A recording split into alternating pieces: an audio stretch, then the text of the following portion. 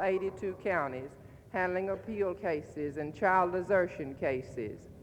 I've been in homes in every county of our state where there are aged men and women, blind men and women, permanently and totally disabled citizens, little children, dependent solely on a welfare check for food, clothing, and shelter.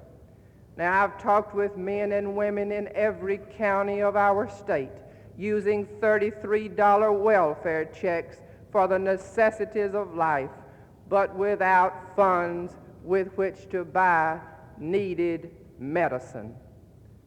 I've been in our mental institutions crowded to capacity. I've been to the Ellisville State Home with its long waiting list.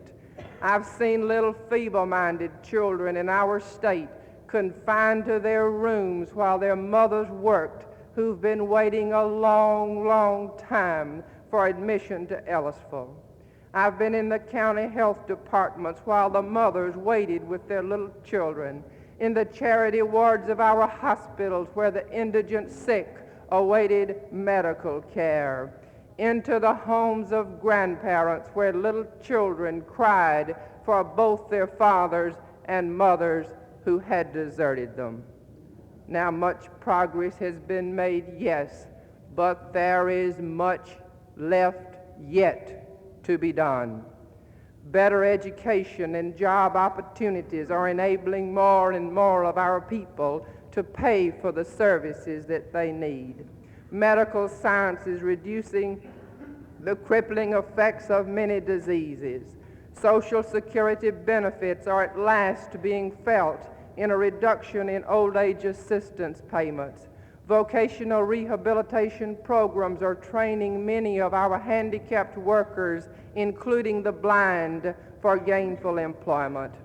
However, we must never forget that some of the indigent within our midst, men, women, and children, are the victims of poverty, disease, infirmity, desertion, illegitimacy, immorality, social ills for which society itself has not yet found a satisfactory answer.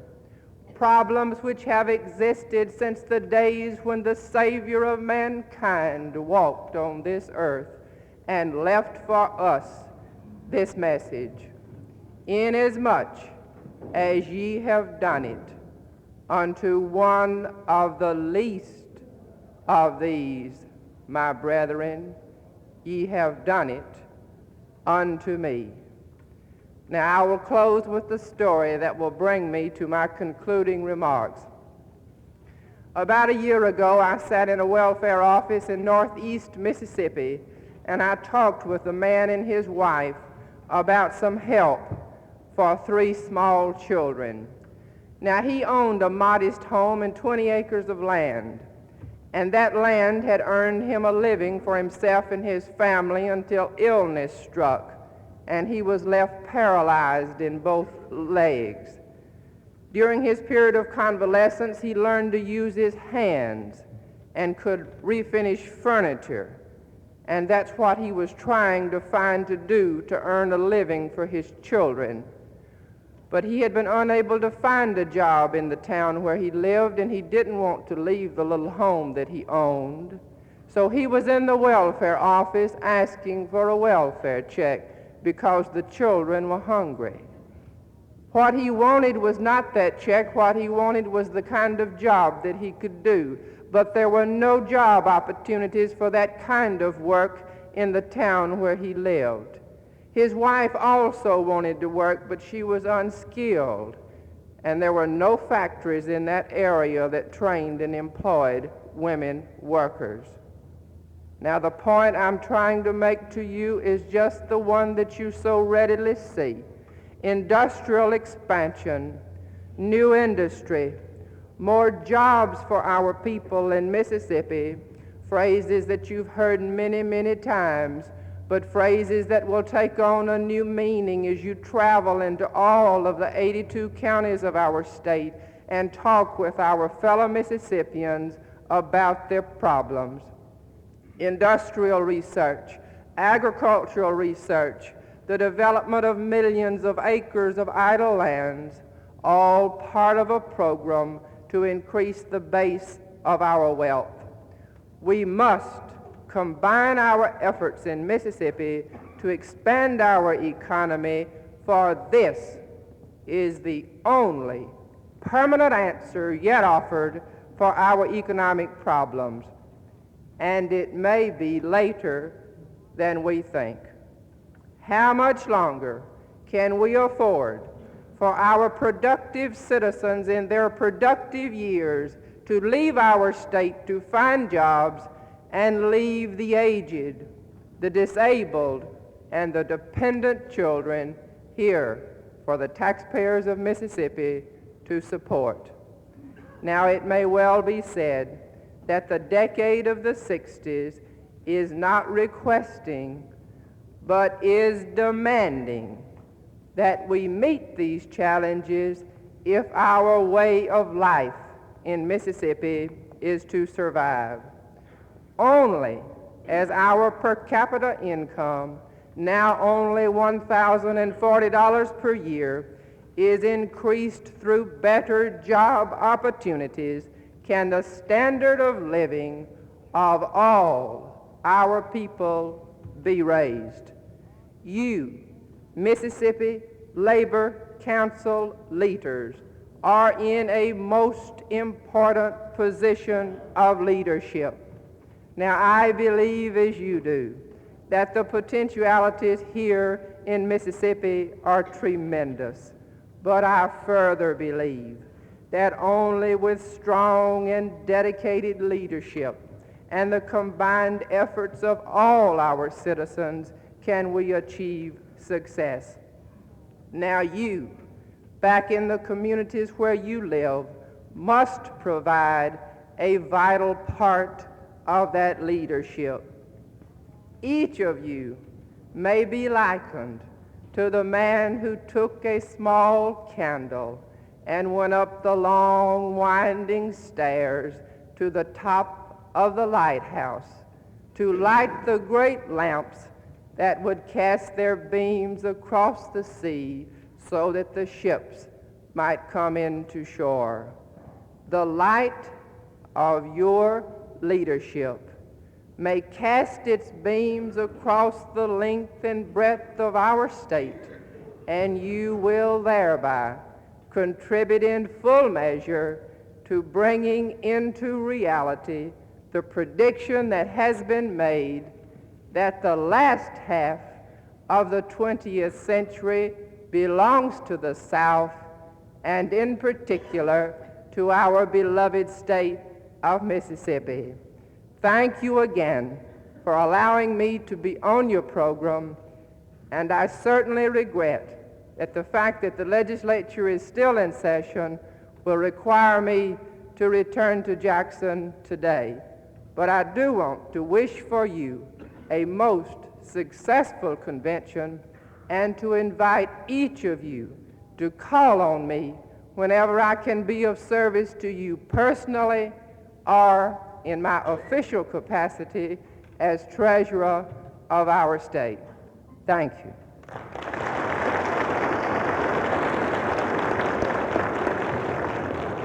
Thank you, Miss Gandy, for such a wonderful address.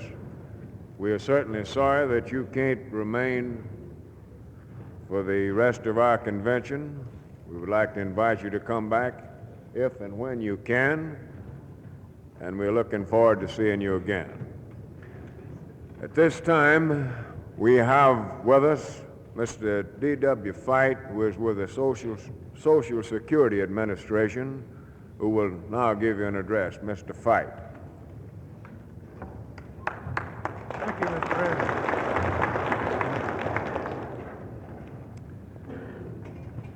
I have always heard that if one is to make a speech, that somewhere in connection with the speech, he should tell a story. I was in this very auditorium just a few nights ago and I heard a very well-known speaker tell two stories. Both of them were so old that when I was a small boy, I had heard those same stories. The story that I want to tell you now is one that I heard about 20 years ago, and it's quite possible that you have heard it before, but I always particularly liked this story. It seems that a gentleman died, and his wife thought that he had left her quite well off. As a result, she made arrangements for a real nice funeral. She had the monument maker make him a real nice tombstone. On the tombstone was engraved these words, "Rest in peace." After a time, she found out that she hadn't been left off quite as well as she had hoped to be. Her husband hadn't left her anywhere near as much money as she had expected. So she went back to the monument maker and she says, "Can you take off those words, 'Rest in peace'?" And he says, "No, what's engraved in marble is there and it just cannot come out." She thought just a minute and she said, "After that 'rest in peace,' you write these words, 'Until I come.'"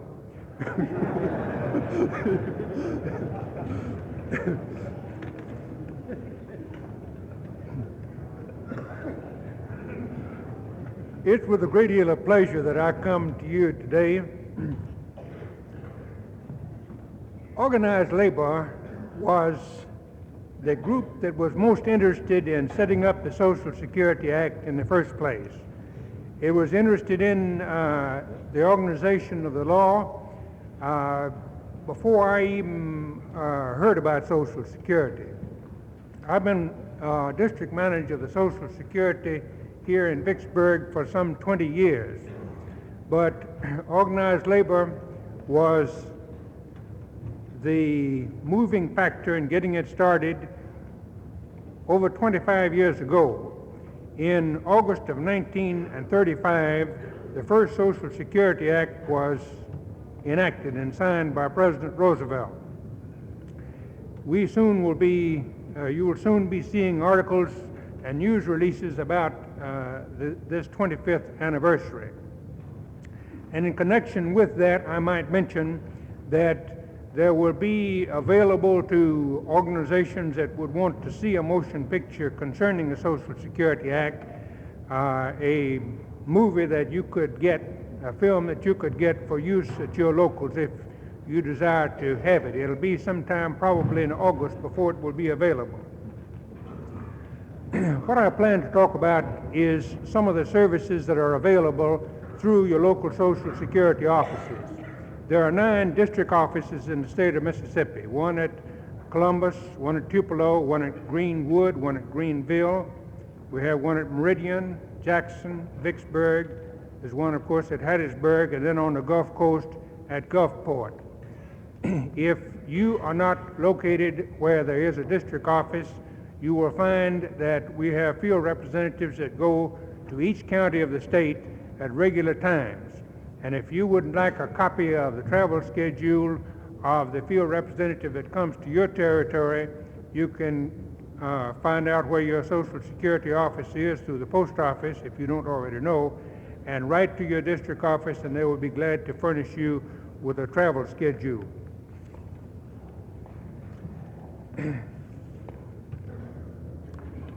For many years, union men and women have been advising the families of workers regarding Social Security and, of course, their members about Social Security benefits. There's one important matter, though, that many people fail to take into consideration concerning Social Security, and that is that before benefits are paid by the Social Security Administration, a record of a person's earnings must first be had. And there are many industries where people move from place to place, and the employer may copy down a man's Social Security number incorrectly, or he may not get it at all. In such a case, the man's earnings would not be credited to his account. It is therefore important that and this is important even for workers who stay on the same job from year to year. If some error is made in the reporting of your earnings, it just wouldn't be credited to your account. Therefore, it is important that you write to the Social Security Administration about once every 3 years and ask for a statement of your account. We will give you that account and you can compare it with your own records of your earnings, and if you find that the record is wrong, you can write to us and then we will be glad to help straighten out your account. This is really perhaps one of the most important ideas that I have to present. You can get a card from your local Social Security office which you can send in to get this statement concerning your Social Security account. When you get ready to file a claim for Social Security benefits, you don't want to be worried by having to look to see whether your account is correct. And in the event of a worker's death, his wife may not have any idea where he worked just a few years ago. So it is especially important that these accounts be kept correctly. Another thought that I would like to recommend to you is that you suggest to any members of your union who might be thinking of retiring that they get in touch with the Social Security office about 3 months before they actually plan to retire. At that time, the Social Security office will help him to prove his age if it's necessary, to prove his wife's age perhaps. We don't have very much trouble proving ages of men, but ladies, we sometimes have a good deal of trouble with. In the first place, men have to register for the draft. They register for one thing or another, but ladies have a tendency to put the age backwards. And so that is one of the big problems that we have. Being foresighted in filing an application a little while in advance will make sure that when the man retires or quits his job and he expects to get his Social Security check, that it will come on time. Social Security offices have a great deal of experience over the past 20-odd years in proving ages and in helping people find other evidence that's necessary in connection with filing an application. And I want you to rest assured that when you go to any district office of the Social Security Administration, that you will find a warm welcome there, and they will be glad to help you in any matter concerning Social Security. I have another story to tell which isn't very funny, but it's one that illustrates a point. If a wage earner dies, some member of his family should get in touch with the Social Security office. Just within the last a couple of months, we had a lady file an application at one of our contact stations, not here in Vicksburg. Her husband had died just about 11 months ago, and at the time of his death, she went to some person that she trusted, and she asked him, can I get any Social Security benefits for myself and my children? He told her no, that benefits are only payable to people when they get 65, and there's nothing payable to the family. She believed him, and she went along her way, and her finances were worse and worse as time went on. As luck would have it, she did get in touch with us when her husband had been dead less than a year, and so we were able to pay her all the benefits that she was entitled to receive. But by not actually getting in touch with the Social Security office and asking for herself, she almost lost benefits to which her husband had paid while he was working. I mentioned before that we will have available in the Social Security offices films which you could use at some of your meetings. And another thing that might be of interest to you is that from any of our offices, if you should like a speaker concerning Social Security benefits in particular, then our offices would be glad to furnish one. I want to thank you for allowing me to be on the program. I appreciate being here very much. Thank you, Mr. President. Thank you very much, Mr. Fight. I'm convinced that our people have secured some very useful information by listening at your address here today. We're certainly glad to have had you with us. Would like to ask you to stay around and be with us for the rest of the convention. At this time, we'll ask Miss Moses, would she come forward, please? There she is. The young lady that always gives away the suit. Now, we're going to get somebody up here to give away the dress after a while, but Miss Moses does not, I don't believe, need too much of an introduction to most of our people here. She's an old hand at our conventions. We look forward to having her with us each year. And it gives me a great deal of pleasure to present it to you again this year. Miss Moses. Thank you, Mr. Chairman. Distinguished guests and delegates, he is so right, I feel like I'm one of you. And I always look forward to coming to the Mississippi State Convention. I have a few words to say, however, I'm not going to give the suit away now. Later on in the program, the International Ladies Garment Workers has some dresses to give away. The hat and cap workers have hats and caps to give away. I have the suit and shirts to give away. But I would like to say just a few words to you at this time concerning union label. Now, we all know that recently we are faced with the most serious threats that we have ever been faced with to take away the gains that we have won and to handicap our efforts to organize the unorganized. We also know in some places the press has inflamed public opinion against unionism. Now, these are very serious threats, and we must meet them with every weapon at our command. We already realize our importance as workers across the bargaining table. We are beginning to realize our importance as voters at the poll. But now we must add another link in our chain of strength. Our importance as consumers.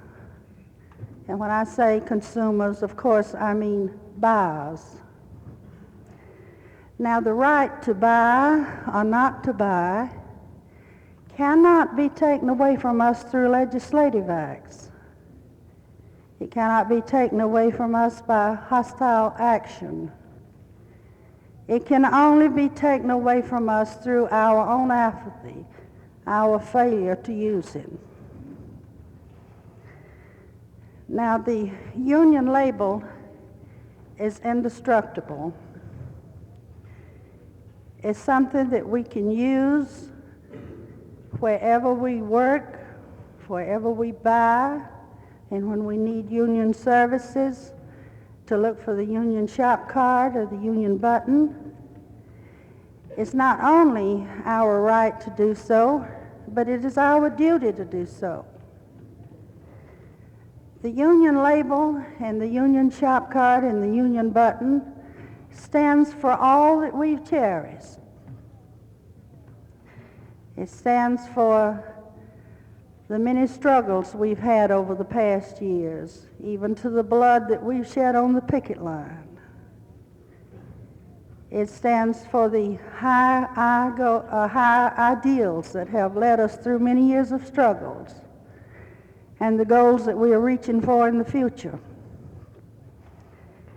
Now, when we buy union-made products or use union services, we are doing our part in our fight to help maintain a decent working condition and economic justice.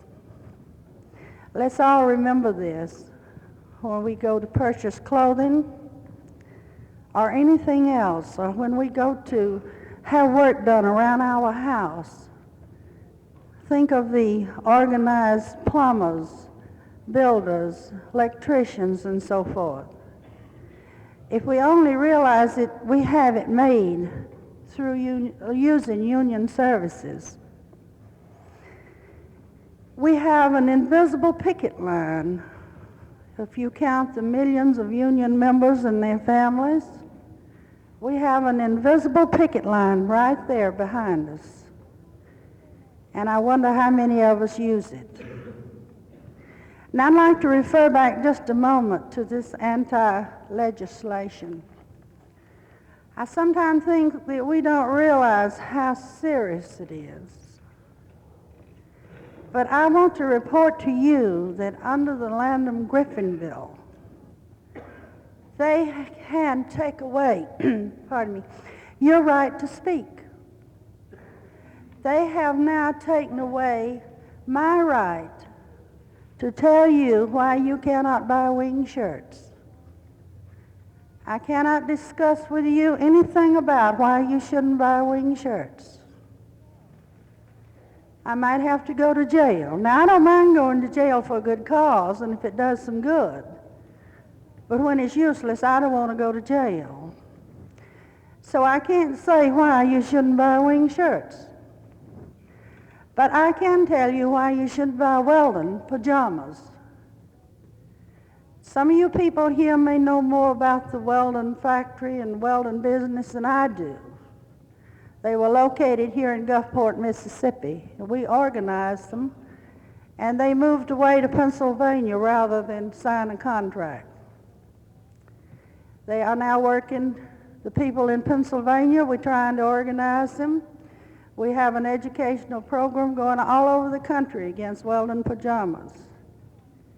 But so far, with their anti-labor tactics, union-busting tactics, we haven't got anywhere. They're laying off our people. They'll even speak to a union organizer, yet they're advertising in the daily paper for help. So remember, when you go to bed at night, try to have nice dreams in union-made pajamas and not nightmares in Weldon.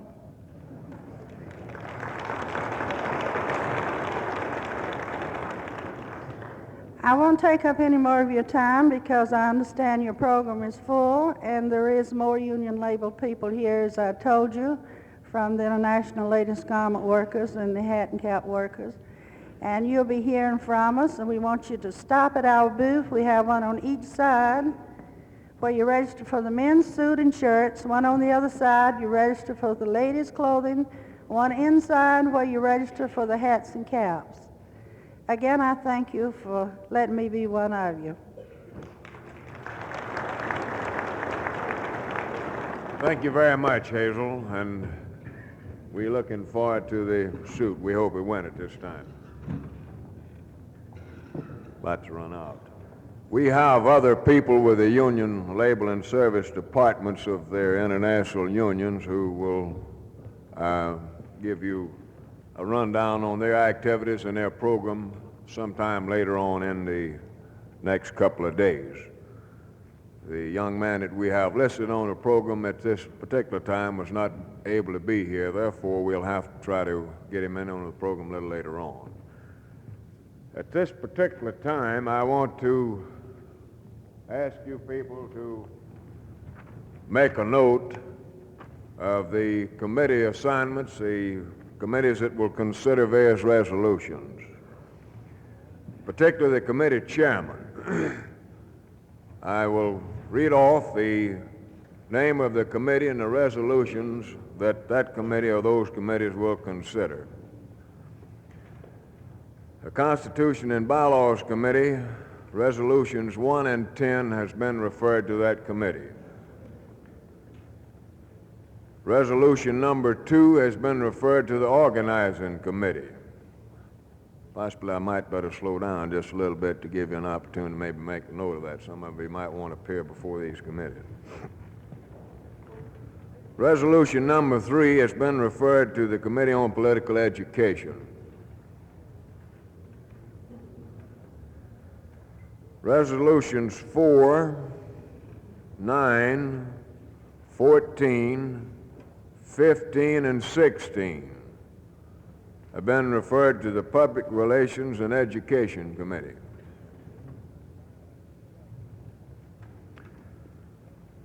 Resolutions 5 and 7 has been referred to the Legislative Committee. Resolutions 6, 8, 11, 12, and 17 has been referred to the Resolutions Committee. Resolution number 13 has been referred to the Social Security Committee. Did I read those off too fast, or did you all get them that needed them? Now, we have some committee rooms within the building here, and we have placed on the door of those rooms the names of the committees that those rooms have been assigned to. During the lunch hour, or possibly some of the chairmen have already found out where their committee meeting places were, and will possibly want to call their meetings in the near future. We have one or two questions that will have to be taken care of today, this afternoon, and I in particular want to consult with the chairman of the Constitution and Bylaws Committee during the lunch hour. I have a note here that the organizing committee will meet during the noon recess up on the stage. So I'd like to find out at this time if we have any other committee chairmen that would like to announce meeting places for their committees. Brother K.M. Holloway. Mr. Chairman, I would like to meet the Rules Committee during the lunch hour. I would say if we could get together about 30 minutes before time to come to order. That would be 1:15. We get together at 1:15 in our committee room if we have a room. Yes, sir. Brother Holloway, the Rules Committee can meet in the office of the auditorium right on that corner over there. It won't take you very long, and we've been assured that they could use the office. I've been corrected by the secretary, said you can meet also on the stage. We give the office to somebody else. I'll just run down the rooms here where we've assigned and give you a little bit of idea where those things are, and it won't be so much trouble to find them. The Committee on Political Education has been assigned the check stand. That's a room right out front here on the right. Just as you go down. Brother Jackson. That committee about 30 minutes before the convention gets back in session during the lunch period. You'd like to meet during the lunch period in the check stand room? All right. It's right behind the sign here. Turn right to the right, and it's right off of the passageway down there. The Committee on Public Relations and Education has been assigned the room downstairs on the left. That's right off the corner over here. Downstairs on the left. That's Public Relations and Education. Just go out that door and right on the corner there. The Legislative Committee has been assigned the room off of this corner upstairs. A little room, you go right around the corner and upstairs, and it's right off of this corner here. That's the Legislative Committee room over there.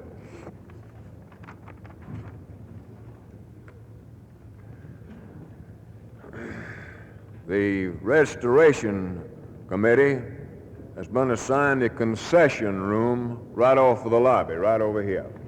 Over here? That's right, they're occupying it already, I'm sorry. Constitution and Bylaws Committee, left upstairs. Go out this corner, the room right above. Just go upstairs off this corner here, the little room there. And the Organizing Committee, as I've already told you there, backstage.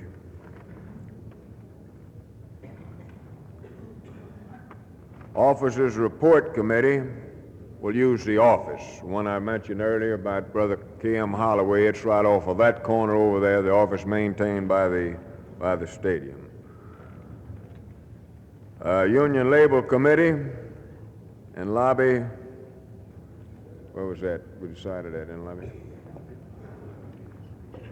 Them and the Cope Committee have been assigned the same room. That's the room right off of the passageway down here. Social Security Committee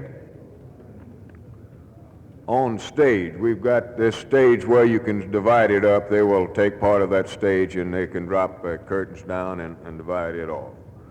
Resolutions Committee has been assigned the men's showers. We wanted to make sure that you were able to keep things kind of clean every now and then. You know what I'm talking about. The men's showers is right off the passageway over here. You've got plenty of room, and you can really raise sand over there if you see fit. If any of them give you any trouble, throw them under the shower. The Rules Committee has already been assigned a room. Cope Committee, I guess that's all. Do we have a committee that hasn't been assigned a meeting place? Well, good. We've got them all. Do we have any announcements from any of the committee chairmen now that they know where they're going to meet? Mr. Chairman, I'd like to announce the meeting of the Constitution and Bylaws Committee at 2 o'clock this afternoon. 2 o'clock this afternoon. Brother Doggett's called a meeting of the Constitution and Bylaws Committee at 2 o'clock this afternoon. Brother Gray. Is this speaker working? Yes, I believe Yes. it is. I believe it's the Public Relation and Education Committee. Right. You've been told where you will meet. It'll be right over here. We would like to meet about 2 o'clock, please. About 2 o'clock. Do we have any other announcements? Brother Russell McMahon, Chairman of the Union Labor Committee.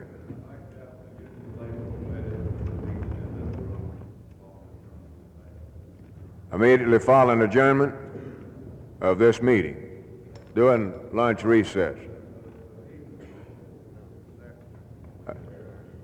When you adjourn this afternoon, immediately upon adjournment this afternoon. Right. Any other announcements? Not at this time. I'd like to introduce some of our most distinguished guests and visitors that we have with us. And possibly we will have others, but at this particular time I want to ask Mr. Gandy, Miss Evelyn Gandy's father. Will you please stand up, please? He is a guest here with us. If he hasn't give out on us and left, he's already left. Anyhow, Miss Gandy can convey to him our appreciation of having come over and having been with us, and we'd like to have him stay around with us. Also, Miss Gandy.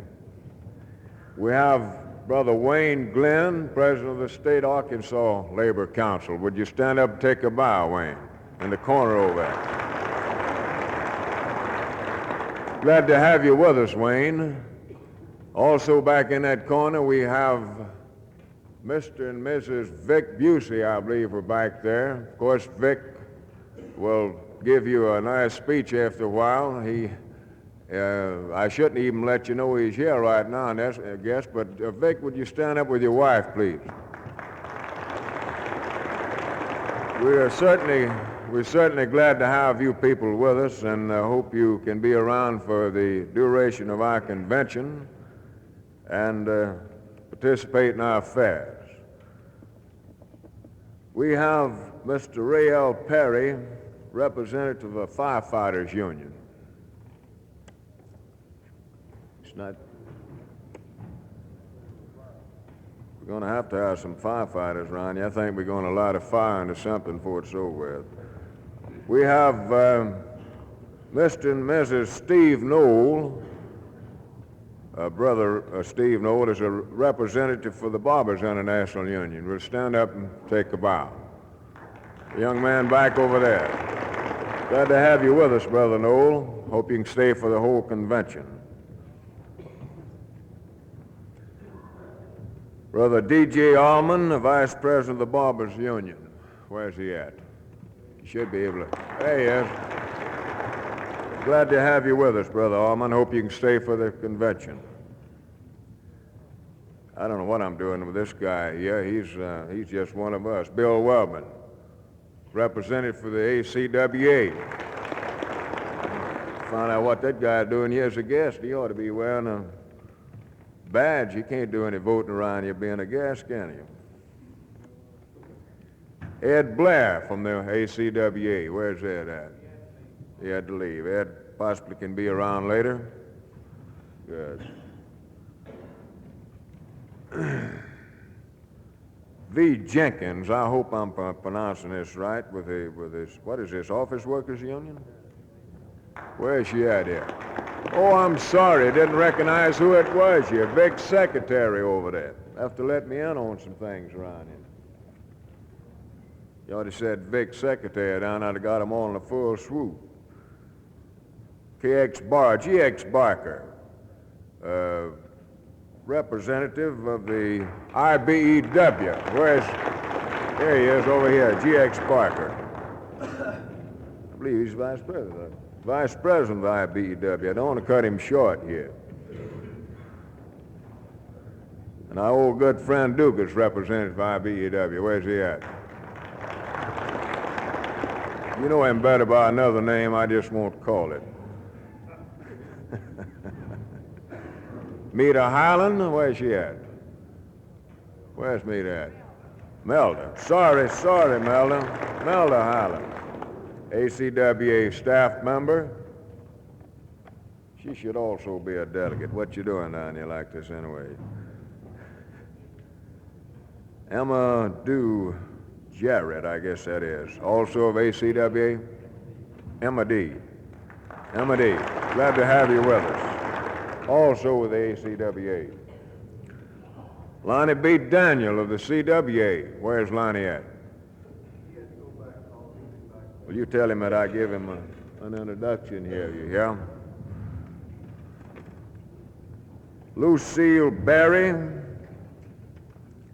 of the ACWA. Certainly glad to have you with us.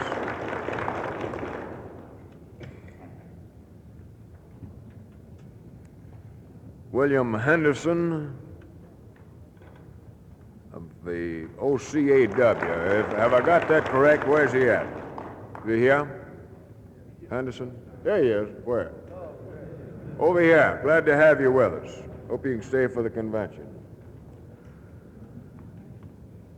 W.D. Christie of the International Association of Machinists, international representative.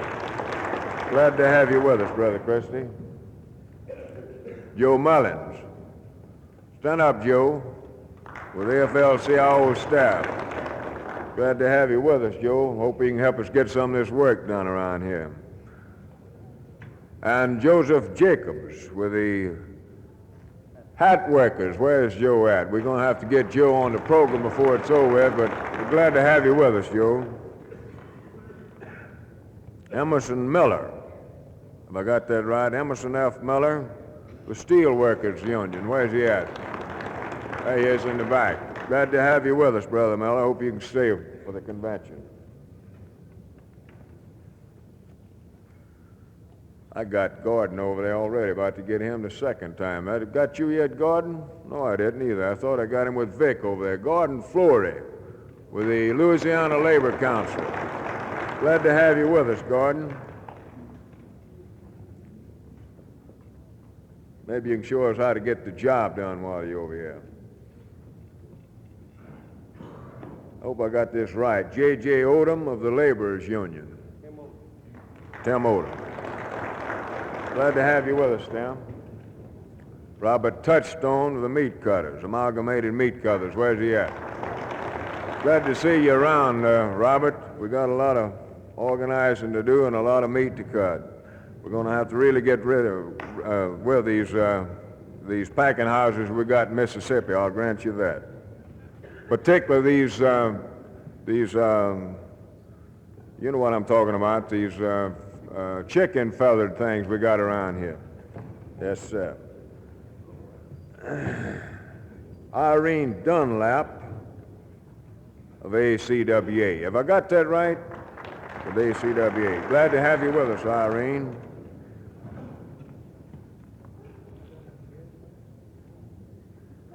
Oh, yeah, I made it out. We have Mr. Walter F. Lay, who is the father of one of our delegates, Brother W.J. Lay, from one of the IBW local 733, Mr. Lay. See him? Anyhow, you can tell Brother Lay that we're certainly glad to have him with us and hope he can stay for the convention. Now, this is a real pleasure here to introduce this man. I hope he hadn't give out and left, too. We even have a candidate for Congress with us here, Mr. William L. Higgs. Where's Brother Higgs at here? What's he doing out around the corner politicking? This is where all the votes is, in here. Anyhow, we're glad to have Brother Higgs with us over here and hope that it might pick up a few votes, you know what I mean. We need somebody up there to do us a little good. Also, we have Miss Frances McMahon, the wife of one of our good delegates and committee chairman. Frances, we're glad to have you with us. Where's she at?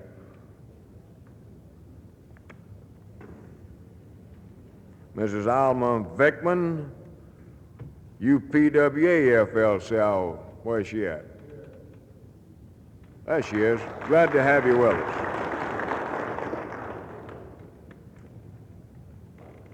I'll never get this one right. Alvin A. Vickman. What's it? Beckner, United Packing House Workers. Glad to have you with us. Now, we have other guests I know, and we certainly want to recognize those people as they arrive. And if we haven't give you recognition here this time, you will receive it later on in the convention or later on in the day. Now, we have attempted to prepare a program for you, as I told you earlier, and we're going to try to the best of our ability to follow that program. It depends to a great extent, of course, upon the cooperation and so forth that we receive from the delegates. Depends on how much time you want to use and so forth as to whether or not we're able to follow that program. Your officers have attempted to arrange this convention to where it would be just as convenient as possible for the delegates. Now, we have made arrangements here to serve sandwiches and cold drinks during the lunch hour. And I'm going to ask the Secretary of Treasury to get up here and explain to you what the procedure will be. Now, here's what we sincerely hope, that rather than go off uptown and get lost and forget to come back to the convention, that you'll stay here and eat sandwiches and starve a little longer till the afternoon's over with and get the business out of the way. You see what I mean? So I'm going to ask the Secretary now to explain to you the procedure on the sandwiches. Incidentally, these sandwiches is free. Most every place you go to, you don't get free ones.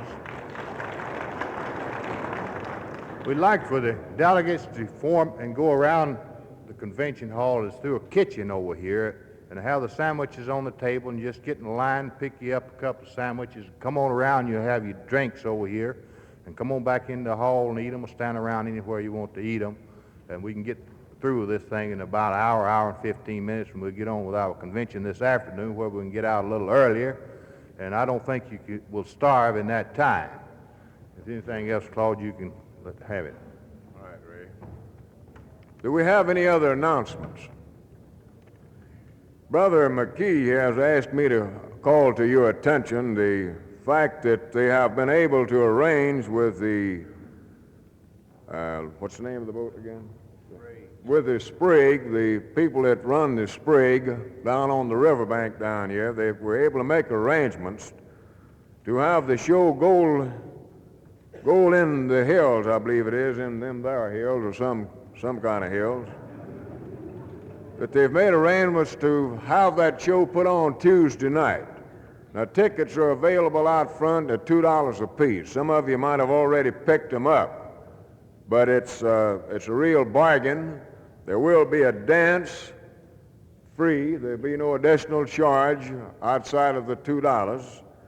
And we'd like to encourage as many people as possible to buy those tickets because they have went to the trouble to put this program on strictly for our delegation. Do we have any other announcements? If not, the convention will stand recessed for lunch, and reconvene back at 1:45 if possible.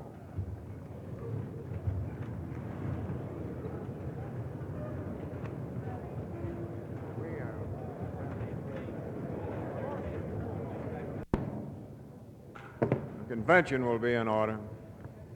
This time we will receive the report, a partial report of the credentials chairman, Brother Jack Gager. Thank you, Mr. Chairman. This is a partial report of the Credentials Committee. Bakery Workers Local 149, C.R. Johnson.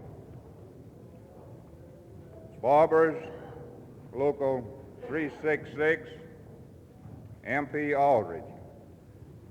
Local 475, Harmon McGee, A.M. McAlpine. Local 507, C.A. Walters, O.V. Barber. Local 510, Dan Butler. Local 792, W.L. Hines. Boilermakers, Local 693. I.M. Doswell, James Ward, Lee Doty, William Thornton, C.O. Ray, Roy Thompson. Building Trades Council, Vicksburg, Lewis Harwell. Building Trades Council, Jackson, B.P. Marbury. Bus Drivers Local 1208, Bertram Bowers. Carpenters Local 205, G.A. Smith, W.P. Schaefer. Local 387, Marvin Taylor. Local 569, Homer O'Neill. Local 984, F.D. Dawson. Local 1471, M.E. Ferguson, W.H. Wood. Local 518, B.A. Strickland, Joseph Wyndham. Local 1964, John E. Smith, J.O. Campbell. Local 2639, J.W. McKibbins. Local 2684, Andrew Brown, Edward Dixon. Cement, Lime, and Gypsum Workers, Local 313, Lamont Gates and Dupree Morris. Chemical Workers, 334, J.J. Herring. Local 503 Chemical Workers, Thomas Hudson, Lloyd Jones. ACWA Local 554, Etola Arnold, Mary Smith, Rachel McCord, LaFlora Williams, Alfred Rainey. Local 563, Eula Liston, Otis Doggett, Ella Young, Donald Dougherty, S.L. Williams, Marvin Ingram. Local 605, May Tynes, Hattie Jackson, Iola Crawford. Local 643, John McNamee, Ray Cox, Sue Cox, Laverne Edwards, Geneva Shields. Local 696, Bobby Spencer, Juanita Bernard, Molly Lyons, Ruby Lee Prude, Inez Perry. Local 701, Violet Higginbottom, Bessie Reed. Local 707, Carolyn King, Alfred Dillon, Charles Franks, Billy Browner. Thank you. Local 708, Dimple Herring, Eula Burdette. Local 711, Ruby Schemphert, that right? Sarah Millsap. Zuline Lives. I'm murdering this English, but that's all right. We'll get by, I believe. Corrine Porchman. Louise Weaver. Local 720, Martha Barnes. Local 750, Betty Summers, Francis Willoughby, Wanda Collins. Local 758, Mary McCoy, Sarah Rutledge, Edna Rowland.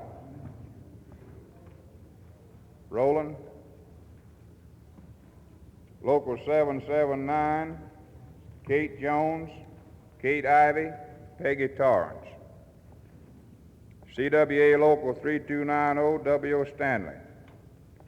Local 3503, W.C. Smiley.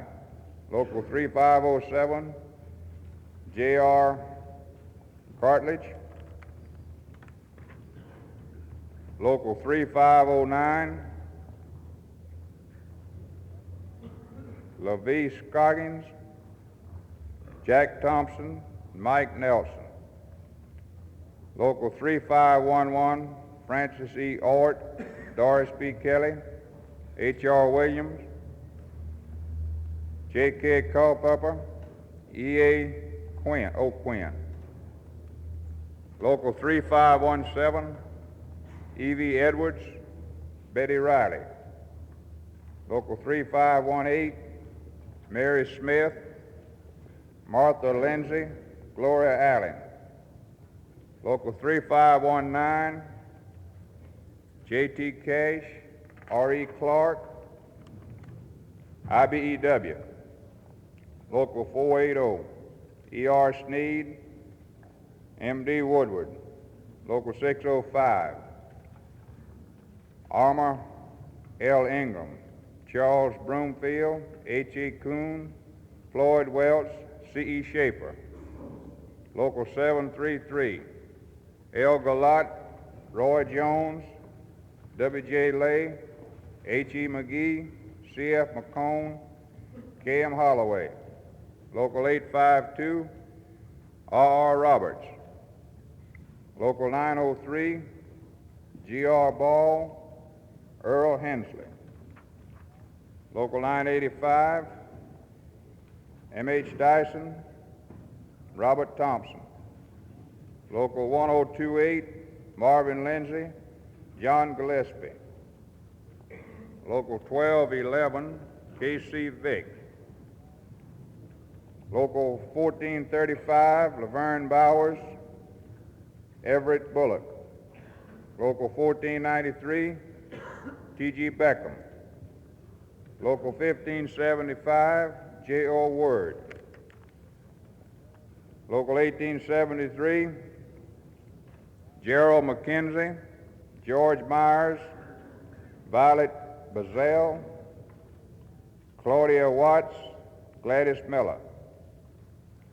IUE, Local 792, Sanford Fulton, J.R. Daniels, E.H. Bush. Local 794, John R. Johnson, George Henry, Harold Dobbs. Operating Engineers, Local 624, R.H. Bird.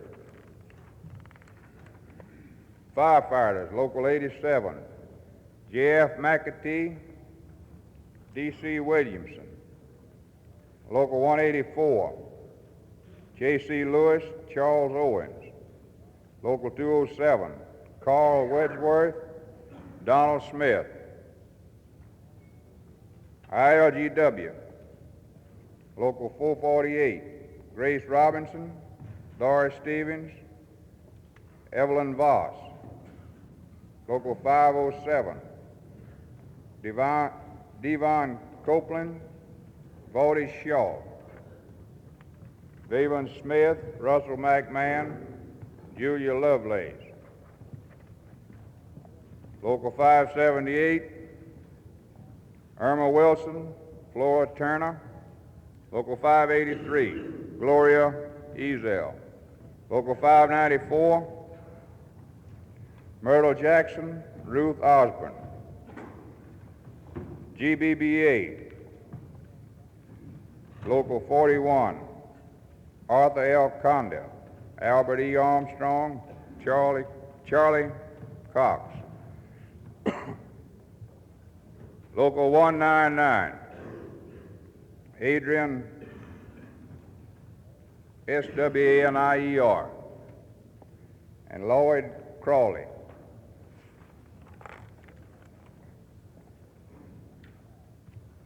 Laborers, Local 145, D.P. Frazier.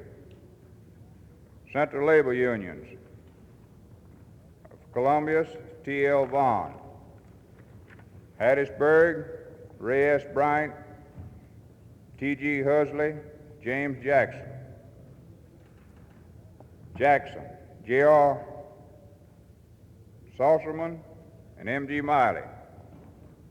Meridian, Ernest Gray. Jackson County, Jack Gager, J.W. Flint. Vicksburg, Harry Martin, Kenneth Bryant, Fred McGee. Machinists, Local 1133, G.E. Savage, A.R. Gardner, A.L. Langley, J.W. Campbell. Local 1538, Coy Wheeler, Oscar Millerwood, Buford Lassiter. Local 2008, Bobby Long, Hazel Howard, Byron Howell.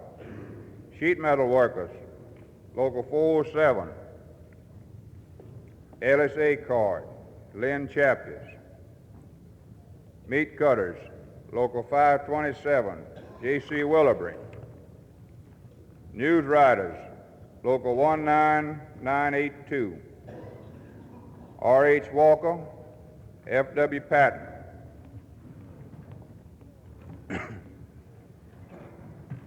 Office employees, Local 204, H.H. Robbins, Mildred Newell, Carolyn Phillips.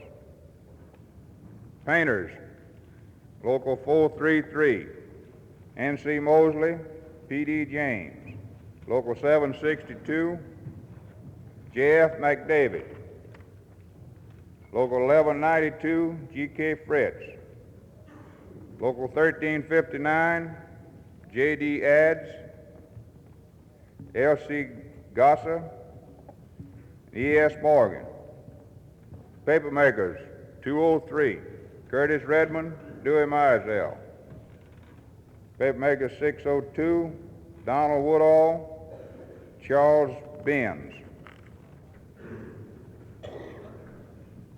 Pulp and Sulphite, Local 379, Alden Watkins.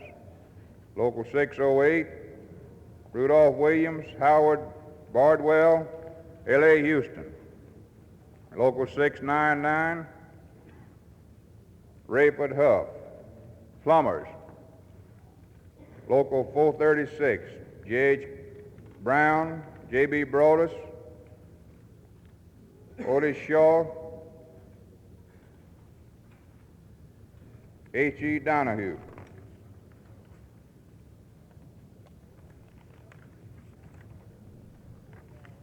Local 618, Plumbers, David R. Oates. Local 619, Morris Hall, D.C. Hendricks, Richard Templeton. Local 681, George P. Davis. Railway clerks, Local 2088, E.M. Chitone.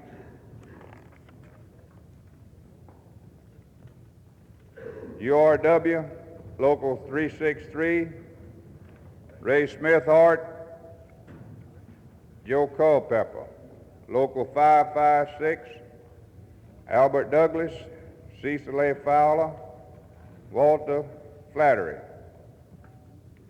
IATS&E, Local 589A, Edward Henry.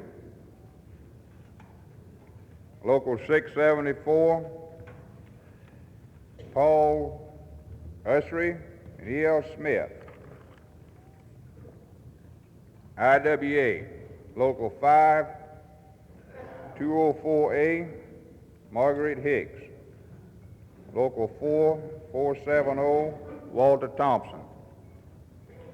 Mississippi Labor Council, Claude Ramsey, Wayman Goodman, J.B. Hanna, B.H. Bowers, James E. Clark, E.L. Barnes, Frida Guyton, Claude I. Bruton. Iron Workers District Council, G.W. Tyson. Mr. Chairman, this is a partial report of the Credentials Committee, and I move that the delegates so named be seated. You've heard the motion to seat the delegates. We having a discussion on the motion? Motion has been seconded. We're having a discussion on the motion. If not, all in favor of seating the delegates, please signify it by saying aye. All opposed by the same sign. Motion carried and so ordered. Thank you, Brother Gage. Is the chairman of the Rules Committee ready to give us a report yet at this time? I assume they're still in session. Brother and sister delegates, we have with us this afternoon,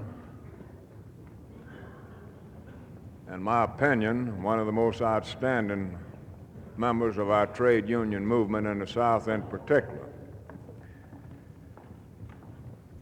He heads up the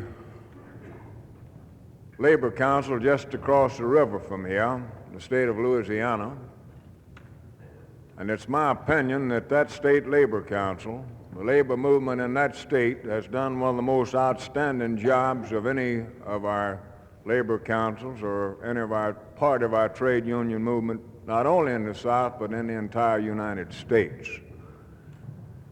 We felt that were we to invite him to be on our program and point out to us some of the things that they have been able to do and how they went about doing the job, that possibly we might be able to gain something from their experience. They've had a long, hard battle over there. It's certainly paid off. The trade union movement is looked upon as it should be looked upon in the state of Louisiana, not only by the elected officials, but by the general public as well. Without any further ado, it gives me a great deal of pleasure to present to you at this time Victor Busey, President of the Louisiana Labor Council. Brother Busey.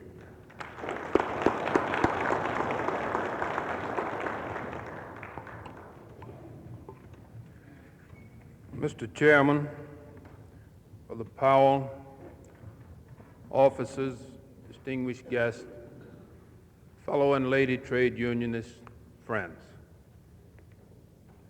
First, I'd like to comment, if I might, on the fact that the chairman very carefully has warned several times that we should adhere to the printed program. But since the Rules Committee has not reported, and apparently the convention is operating without rules at this time, it might be possible for me just to go on and talk as long as I want to and ignore the program. You think I might? I doubt very seriously if the delegates would permit it. But I would like to bring to you the greetings from the Louisiana State Labor Council, the officers and members of that council, and to tell you how much we sincerely appreciate the fact that you have invited us and permitted us to come over and address your convention. We have been privileged several times in the past to have officers from your council visit with us in Louisiana during some of the various programs that we have had. It's always been a pleasure to have those brothers with us. It's always a pleasure to visit with the other trade union councils whenever we possibly can. This is our first opportunity to visit with you. I assure you that Mrs. Busey and myself have thoroughly enjoyed ourselves since we arrived in your city yesterday afternoon. I wish it were possible for us to remain through the balance of the convention. I was asked to come over and speak to you for a short while concerning the program of the State Labor Council, what we have been able to do since 1956 when we merged the AFL and the CIO in Louisiana. I trust that none of you will think as I proceed with my talk that I'm here for the purpose of bragging on what Louisiana has done, because that's not my purpose at all. Whatever success we have had in Louisiana has certainly not been because of one or two officers, or group of officers, or group of delegates. But it has been because of the outstanding cooperation and close working relationship that we have had with all of the members of the AFL-CIO in our state. We are not here for the purpose of being boastful. We're not here for the purpose of extending to you any thought that we might feel that we know it all in Louisiana, because we have just as many problems in Louisiana as you have in Mississippi. Some of the problems that you're now facing, we've been successful in solving, but some of the problems that you have solved, we're still confronted with.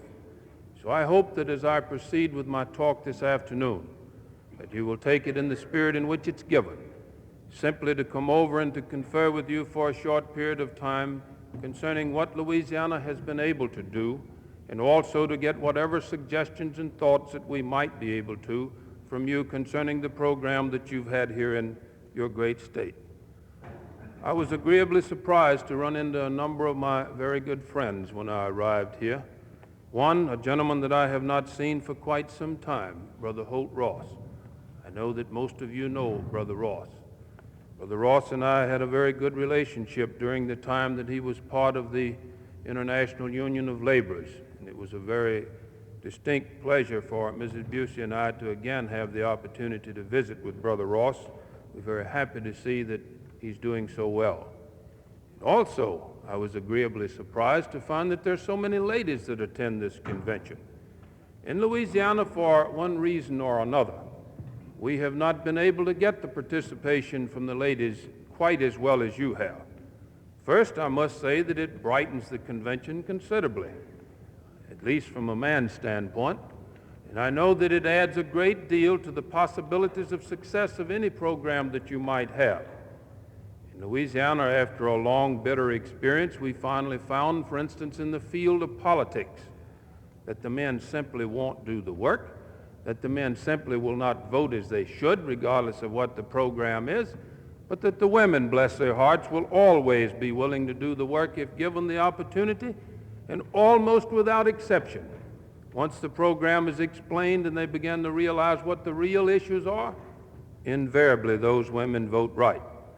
Now, of course, I have no real excuse for what happened last time when Louisiana went Republican. Apparently, we failed to inform our women that we were against the Republicans in that particular instance, and they must have voted for them, because at the present time in Louisiana, there are more ladies entitled to vote than there are men. And for some reason or other, the Republican Party won that election last time when Eisenhower, the great general, was reelected. And so we men have been able to blame it on the women up until this point. But that's because we have not been able to get the full participation in our convention from the ladies that apparently you are able to do here. I doubt very seriously if there's any man who's a member of the Mississippi State Council that would dare to stand up and say that the women in Mississippi have voted wrong, because I think you outnumber them here in this convention. I'd like, if I might, start in the year of 1956 with what has been accomplished in Louisiana. That was the year of the merger of the AFL-CIO in our state. Shortly after the merger, which took place in April, we went into our first legislative session that faced the merged organization. In 1954, when the right-to-work law was passed in Louisiana, we found that attending that legislative session was approximately 250 members of organized labor, supposedly representing the various local unions and the councils throughout the state. 250 members of labor, most of whom had had no experience in operating in the legislative halls of our state. Most of whom were of the opinion that if any man voted against labor on an issue of that type, he certainly had no qualifications and almost no right to be seated in the halls of the legislature. But unfortunately, the law permitted him to be seated there. We found that because of the great amount of confusion that existed in 1954, that actually it assisted our enemies in passing a legislative program such as the right to work law against labor in Louisiana. And because of that, in 1956, immediately after the merger convention, we visited the various local unions in the state, the various local councils, and asked them to cooperate with a program of legislation that the State Council had prepared. And the first item in that program was to encourage all members of labor to stay away from the legislature during the 1956 legislative session, to stay away from the legislature unless they were specifically asked to attend the legislative session. And we found that because of that one thing alone, that not only did we receive the complete cooperation from the local unions, but more than that, we received the complete cooperation and the commendation from the legislature, from the press, and from the public generally, that labor had conducted itself in the dignified manner that labor should. And although we were fearful at the time when we first made the request that there would be some resentment from among the members of the trade union movement, we found that there was almost none. And certainly we found that there was no conduction of the affairs of labor in 1956 in the legislature such as we had had in 1954. We found that in operating in that fashion in 1956, that not only were we able to repeal the so-called right to work law, and incidentally we have been privileged to be the only state that's repealed a law written in that fashion up until this time, but I'm hopeful that Mississippi and other states will be just as successful in the very near future in being able to rid yourselves of this type of law. But not only did we repeal that law, but also we made some very important changes in the workmen's compensation law and in the unemployment compensation law. In more than 300 pieces of legislation that was considered by the legislature at that time that directly affected organized labor, not a single piece of legislation that labor opposed was successfully passed by the legislature, and almost every piece that labor favored was passed by the legislature in 1956. A great deal of that, of course, we accredit to the fact that we had a very successful legislative program mapped out ahead of time. But shortly after that very successful legislative program was concluded in 1956, we began to realize that the best way to lose the benefits that we had gained was to fail to prepare ourselves for the next 4 years, to fail to prepare ourselves for the next political campaigns that we knew that we'd face 4 years from the time that the legislature adjourned in 1956. Because we realized that from the year 1952 to 1956, that the reason labor had failed so miserably during the 1954 session was because we had become complacent, because we had felt that labor was doing so well in Louisiana that we did not need to have a prepared program, a program that we thought could be successful. And so we determined immediately after the adjournment of the legislature in 1956 that we would attempt to do everything in our power to build up a state labor council with a prepared program. Not only a prepared program of legislation, but also of education, public relations, and all of the many, many other things that are necessary in order to have a successful labor program in a state. But more than that, we determined that it would be impossible to have a program of any type that could be carried out and that would be effective unless it was properly financed. So in August, immediately after the adjourning of the legislature in July, we called a special session of the State Labor Council. And in that session, we took our first move toward making sure that we would be prepared for whatever might arise in the future in our state.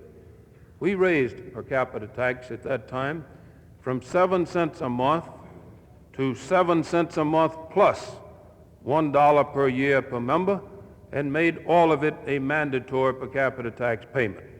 which meant that we more than doubled the per capita tax structure in our state in that one convention. And with more than 400 delegates present, only 4 votes was cast against the increasing of the per capita tax by more than double what had previously been paid. But in addition to that, in checking over the numbers of members that per capita tax was being paid on, we found that in our state, after the merger of the AFL-CIO, that we had only 20,000 dues-paying members in the state council. Now, we had organizations that represented somewhere in the neighborhood of 50,000 members, but they were only paying on 20,000 members at 7 cents a month. Today, after another increase in per capita tax that has brought the per capita tax of Louisiana up to 20 cents a month per member, we find that we have 70,000 members paying per capita tax into the State Labor Council, in spite of the fact that we have more than tripled the amount of per capita tax payments monthly into the council. Now, perhaps you say as you sit there that that's a tremendous amount of increase since 1956. Well, I assure you there are some people in Louisiana who agree with that statement. Some people in some of our trade unions that agree that tripling the per capita tax since 1956 was a large step. But at the same time, instead of losing members, we have risen from 20,000 to 70,000 during that same period of time. And I know of no instance where any organization disaffiliated or became suspended because of non-payment of per capita tax because of the 20 cents a month per capita tax that we have in our state. In every instance, wherever there was any disassociation for one reason or another, it was always traced down to a conflict in personalities, and nothing was ever, at no time was it ever any disaffiliation because of the increase in per capita tax. Now, what have we been able to do in return for that increase in per capita tax? In the first place, we have started a direct campaign of communication with our affiliated local unions.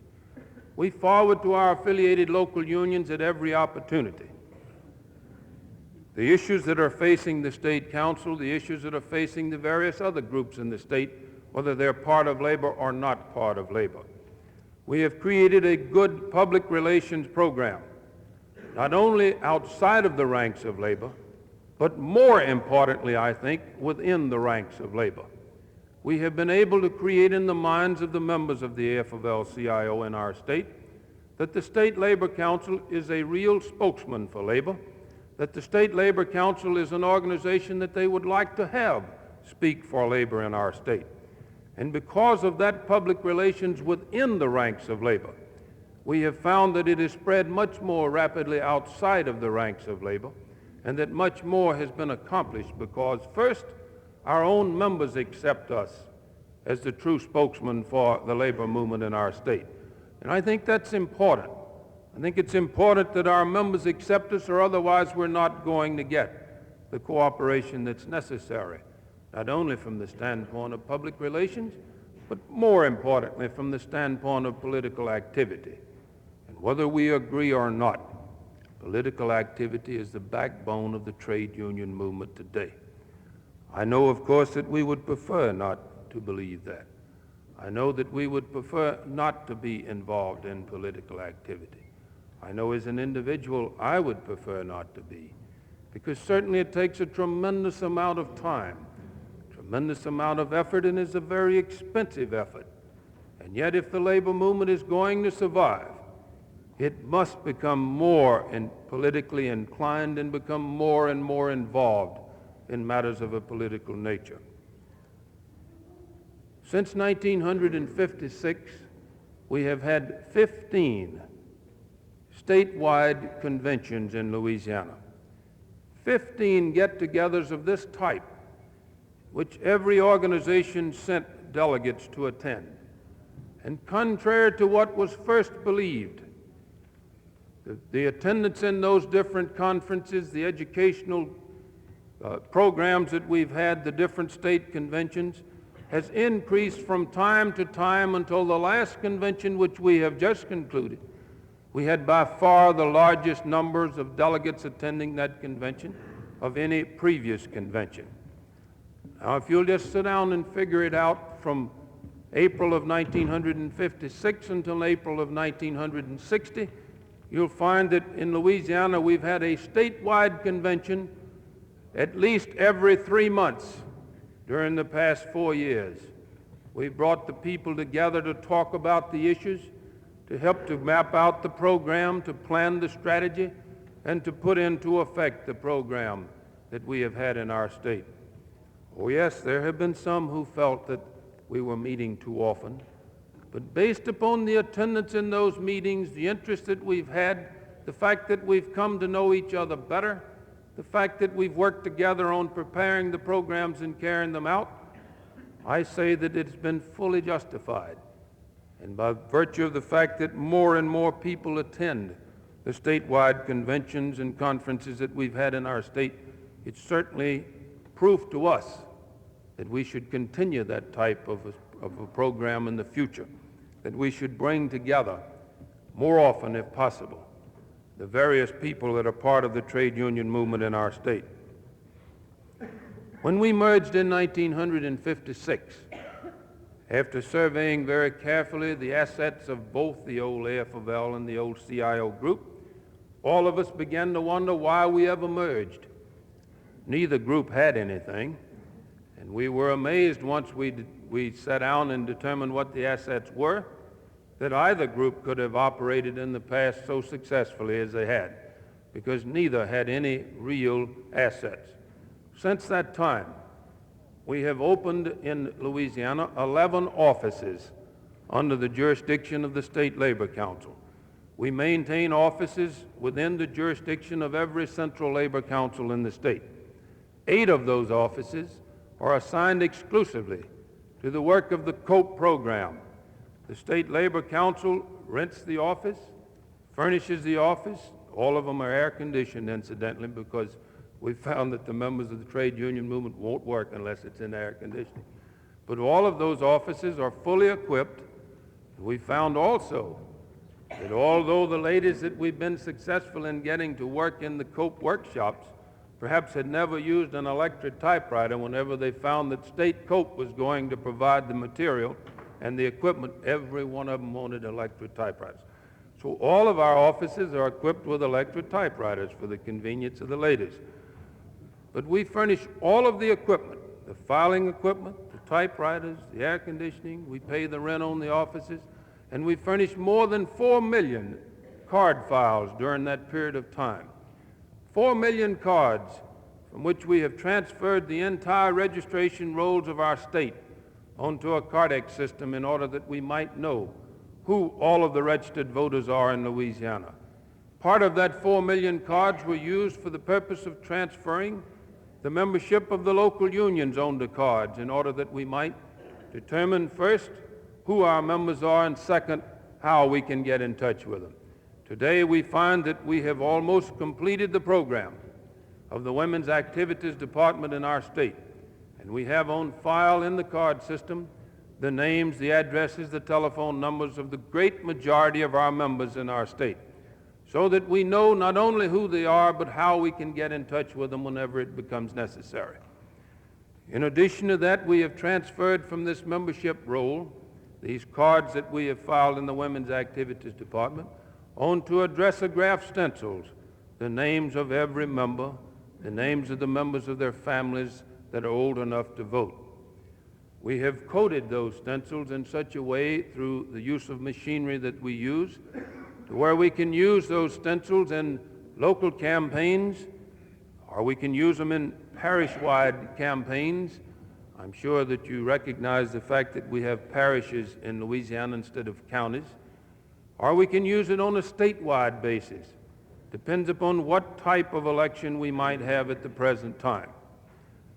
We have broken them down by coding into wards, precincts, streets, cities, white and colored, male and female, until you can come up with almost any combination that you might want to send mail to, and all of it's done mechanically. The addressing of the envelopes done at the rate of some 5,000 per hour by the machines that we have which automatically address the envelopes that you want addressed and rejects those that you do not want addressed. In addition to that, the State Labor Council furnishes to the various local COPs the services of addressing the envelopes, stuffing the envelopes with whatever material is necessary, reproducing whatever letters are necessary, and we reproduced in the last governor's campaign almost 1 million letters on the equipment that the State Council owns for distribution among the members of organized labor in our state. All of these things are provided by State COPE. The only thing that we ask the local COPE or the local central body to provide, and believe you me, this is the most important thing that we could possibly ask, and that's the complete cooperation of the local central body, the complete cooperation of the ladies in working in the Women's Activities Department. And I'm proud to say that in Louisiana, although we have not gotten all of the assistance and all of the volunteer help that we'd like to have, I doubt seriously if it would be possible for us to ever get that much. But nevertheless, we have been successful in completing most of the program that we had in 1 year's time of transferring the names from the membership list onto the cards and onto the addressograph stencils. Until today, we find that we are in a better position than any other state in the United States insofar as a statewide COPE organization is concerned. All of this, as you can readily see, is quite expensive. We own in excess of $100,000 worth of equipment today, office equipment that can be used for every purpose that we might need it for. We have 3 fully equipped offices that are used by the State Labor Council for administrative purposes. Baton Rouge, in the middle of the state, Shreveport, the extreme northern part, New Orleans, the extreme southern part. And those of us that are privileged to be officers and full-time people for the State Council maintain our homes almost always in our automobiles. Brother Gordon Flory, who is our political and legislative director, is here with me today. And I dare say that it's been a couple of weeks since Brother Flory has even been home. Now, since my children are both away in college, Mrs. Busey travels with me quite often, and I don't have quite the leeway or the liberty that Brother Flory has. But neither do I ever have to worry about getting back home. Home is wherever we might happen to stay for the night. But during that period of time, we have found that the political complexion in our state has changed tremendously. We find that in the last political campaign for governor, for instance, for the first time, the candidates appeared before State COPE and asked for public endorsements from the state AFL-CIO. And the candidate that received the public endorsement was elected in the final analysis in our state and gives almost complete credit to the AFL-CIO for that election. Now, it wasn't because of what 1 or 2 or 3 people might have done. It was because over a period of time, we had mapped out a program with the assistance of the delegates and the members of our AFL-CIO in the state, and for a long period of time we had worked toward solving the problems that we had to face because of that program, and we had worked toward finding the solution to those problems, and to a large extent we've been successful in finding those solutions. We give complete protection to the membership list that we receive from any local union, because in each area the State Council cannot use the mailing list unless it's authorized by the particular central body from which that list originated. The particular central body cannot authorize the State Council to address envelopes or to stuff material in envelopes that will be addressed to any local union member unless that local union itself authorizes that be done. In other words, if a local union chooses not to let any material go to its members that State COPE might want to send out, it has the complete right and the authority to do that. If at any time any local union that has provided the membership list wants to take that membership list back, we are pledged to return to that local union the membership list, the cards from our Cardex file, and the addressograph stencils, and I assure you that if we ever receive such a request, that it shall be complied with fully, and that all of the material that rightfully belongs to that local union will be returned to that local union. We do not in any way permit the abuse of the membership list that has been submitted to us.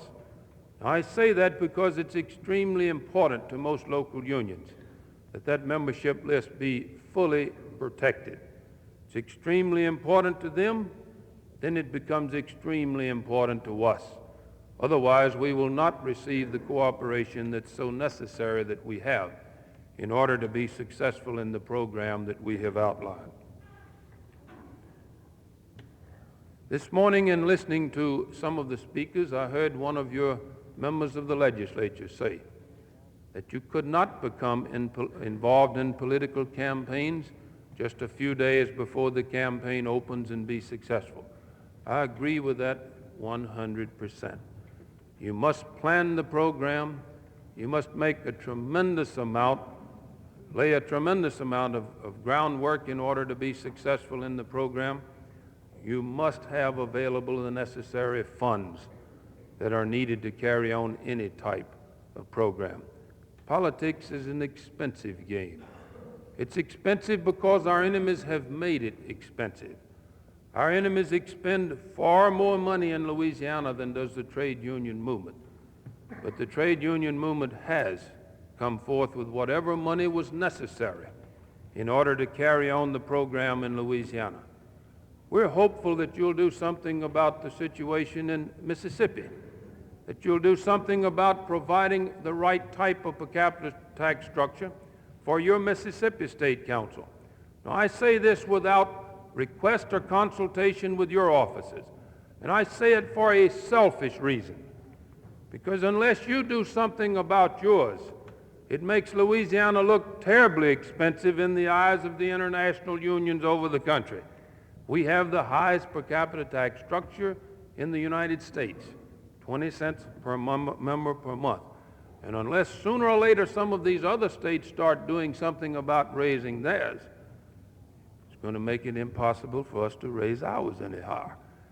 Now, we have found that wherever a member's money is, there rests his heart and his interest.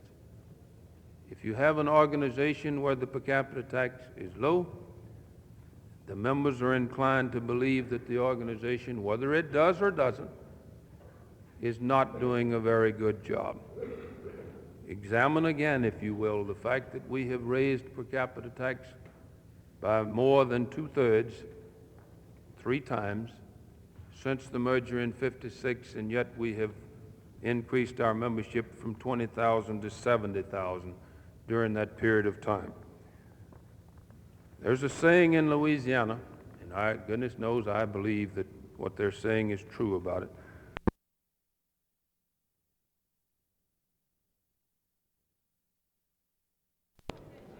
Sergeant at Arms, please bring the delegates into the hall, please.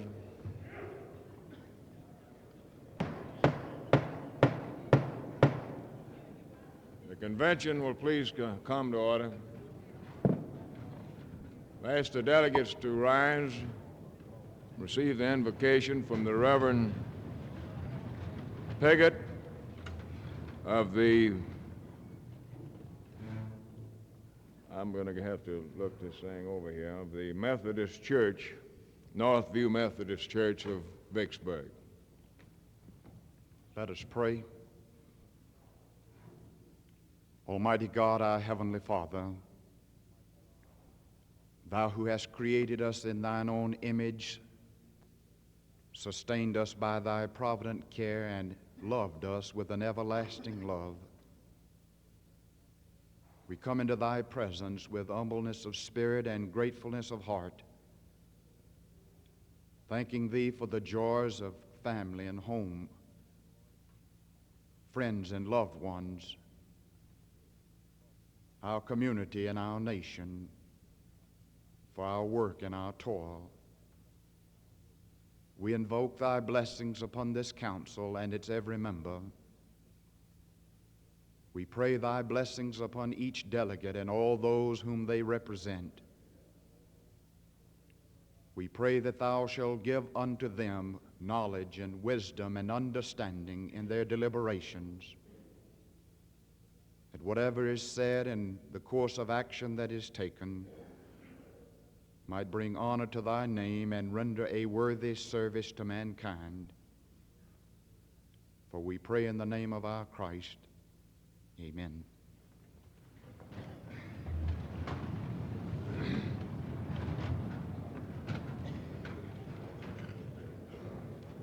Reverend, we certainly appreciate having you with us this morning. We'd like to invite you to remain with us throughout the day and come back tomorrow if you can. In the event you can't be with us all day, then come back when you can. We're certainly glad to have you with us. I'd like to ask a sergeant-at-arms if one of those people would please be kind enough to get us a pitcher of water and a couple of glasses, bring up to the front, please. Delegates, we have with us this morning a young man from Vicksburg, Warren County in particular, who we are very privileged to have with us. We find that he is also a member of the state legislature, and a very outstanding one at that. We might find ourselves in disagreement with him upon occasions, but basically he views the overall picture of the problems in the state of Mississippi as we do. He has served in the legislature with distinction. He's not only a member of the legislature, but he's a very educated member. He just happens to be a Rhodes Scholar. It's not often that we have people of this caliber to come before our convention. Without any further ado, it gives me a great deal of pleasure to present to you the Honorable Rogers, member of the legislature from Warren County to the Mississippi legislature. Mr. Rogers.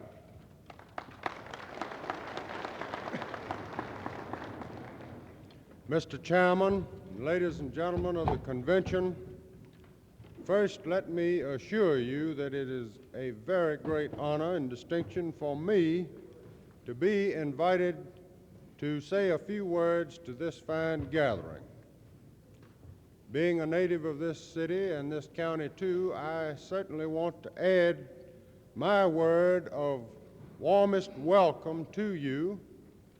I certainly hope, along with all the other citizens of our community, that your stay in Vicksburg has thus far been an enjoyable one, and that during the remainder of your convention you will continue to enjoy yourself, and we look forward to seeing you again soon in our community.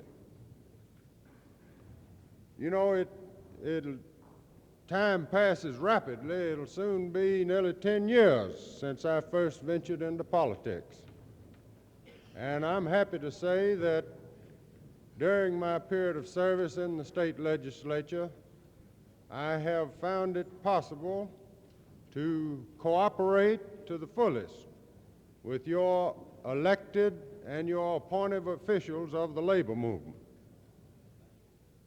And as I say, this gives me great pleasure to be able to stand up here and say this, because I know that you are working toward a better Mississippi, and of course that's what I am working for, and if we can stay together and if we can cooperate, we will surely achieve that goal. I know that at this convention you probably already have been told that we in Mississippi are just at the threshold of a great industrial expansion. We don't have to reiterate that. We can feel it. We can see it going on around us. We in the legislature are attempting to do everything that we can within reason and protecting the rights of our own citizens to encourage this industrial development. And we shall be sorely disappointed if we do not in the near future go on to greater heights in that field. Now, right along with this industrial expansion that we hope for and we confidently expect will go, as a natural consequence, a great growth in the development of organized labor in this state. And, of course, all of us who are trying and working for this industrial expansion are expecting this and looking forward to it. Now, of course, this will mean that this movement that you represent here today, in its growth, will also accumulate to itself much greater power. And along with that power will go increased responsibility. I'm happy to say that as I have observed the labor movement over the past decade in this state, in its young condition, it has already exhibited a great deal of the kind of responsibility that the citizens of the state will expect from it as it grows in numbers and in power. Now, just as the labor movement is going to grow along with this industrial expansion, along with the blessings that we expect from industrialization of this state, will go problems.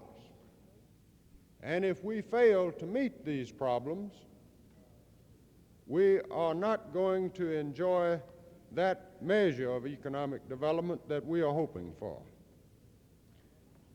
And having been interested in this problem, and you having been so kind as to give me a forum, I would like to discuss with you for just a few minutes something which I have been vitally interested in during the time that I've been in public service, and something that I believe that you, individually and as an organization, should be interested in. And that is the structure and organization of our government. You know, our government basically was set up in 1890, in the ox cart days, as it's been referred to. It is geared to a purely agricultural economy. It is geared to a state in which Vicksburg, with the population of less than 20,000, was the largest city in the state. We haven't changed that basic structure to any considerable extent since that time. And it is definitely not geared to this industrial growth and expansion that we expect, and it will not meet the problems that are going to be posed by this development. Already, we are seeing the results of it being out of phase with our current day situation. These problems go from the bottom to the top. Now, we have made progress in developing our municipal form of government, but our county governments are right where they were when we didn't have any cities and when communications were very limited. Just think about this. The chief law enforcement officer now is the sheriff. It's the same form of law enforcement they had in England in about 1300, and that's been a long time ago. Our main county officers, your circuit clerk and your chancery clerk and your sheriff, are compensated on a fee basis, which often bears no relationship to the duties and the responsibilities of the office. And gentlemen, I think you've run into it, and everybody in Mississippi has run into it, the antiquated system of our J.P. courts. Again, an institution that goes back to England, way back yonder. We have outgrown this form of local government. Now, you know, there are a lot of people that get up and they make great speeches about how this vicious bureaucracy in Washington, this octopus, is reaching out and destroying our liberties. And to a lesser extent, they complain about the state government in Jackson. Some vicious conspirators are sitting in the Capitol just conspiring how they can take all power under themselves and take it away from us on the local level. Well, ladies and gentlemen, it has been my experience that there is no such conspiracy. What is happening is that we are failing to meet the needs of government on the local level. The citizens are demanding that these problems be met, and when local self-government breaks down, then the answer is found on a higher level of government.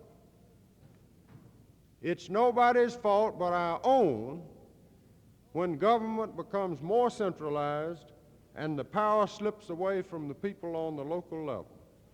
If we are going to preserve our democratic form of government, and if we are going to preserve local self-government where you and I and everybody on the local level can have a say-so in what happens, we are going to have to meet this problem. We're going to have to streamline and modernize and bring up to date our local government organizations. We're going to have to modernize the JP system of courts. We're going to have to make it possible to have a competent professional law enforcement officer as our sheriff, divorce from that office the duties of the tax collector, and put all of these county officers on a salary basis rather than a fee basis if we're going to have efficient county government. In addition to that, we're going to have to abandon, to a great extent, the antiquated beat system.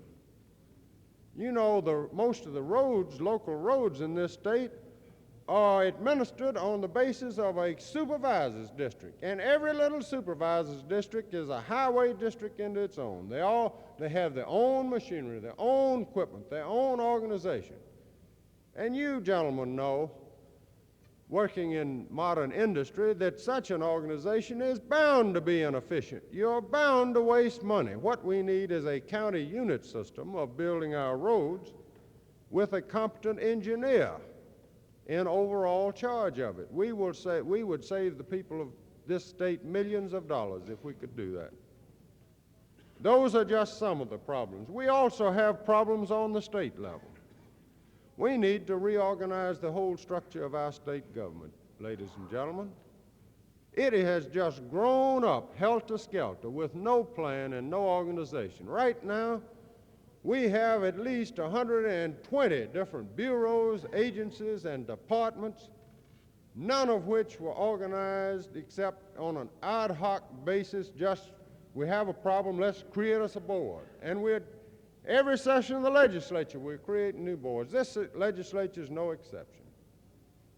Every time a governor gets into office and he has a plank on his platform and he's going to do something about this, he comes to the legislature when he gets elected and said, now I promise the people I'm going to do something about this problem. Create me a board to handle this problem. And so we create another board and another one and another one. We've got to stop a minute and go back and look at the whole structure and try to integrate it and keep these and put these various bureaus together so that we won't have this overlapping of functions. You know, as I say, I've been in the legislature 9 years now, and I still get lost in our little Pentagon over there trying to find out what bureau or what agency has jurisdiction over what. It's just an impossible situation. We need to give our government more power. The only real way that you and I, as voters in the state, have any control over the executive side of our government is to have a governor that has a platform, and we'll vote for one of the other of the candidates for governor. And by doing that, we say we want your program. But what do we do when we elect him? He hadn't got any power to do that. Practically the entire executive branch of the government is not controlled by the governor. It's controlled by boards and commissions on staggered terms that the governor can't appoint. And so therefore he can't control. This comes about from a fear of some people, I think, still fearing Bilbo. Bilbo from his grave is running a big part of state government, and it's not right, ladies and gentlemen. They are afraid of him. They're afraid. And so, therefore, they say, we won't give the governor any power. Now, it's just senseless. If you, ladies and gentlemen, know if you tried to run a big corporate organization or a business on that kind of basis, without going back and studying the organization of the departments and plants in it, and without giving one person both the responsibility and the power for carrying out a job, that business wouldn't last 2 years. It'd be bankrupt. We've got to apply the same type methods to our state government. And finally, one of the big problems is that industrialization is bringing on rapidly and will continue to accelerate the growth of urbanization. People are moving to the cities. Well, what's happened? We haven't had a change in the representation in the House of Representatives of the state of Mississippi since 1890. That means that those people that are moving to the cities are losing their part of their vote because they don't have adequate representation in the legislature.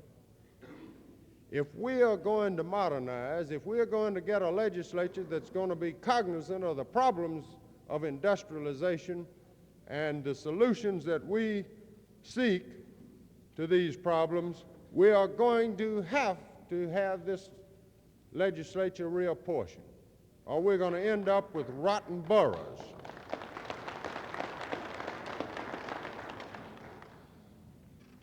Those are but a few of the problems that I'm interested in, and I think that you as individuals and as a labor movement ought to be interested in. And I'll say this to you.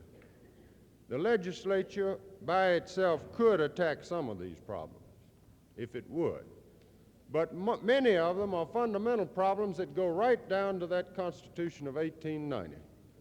And I say to you, ladies and gentlemen, until we have a constitutional convention that can rewrite this Constitution to make these needed changes, we are not going to get anywhere.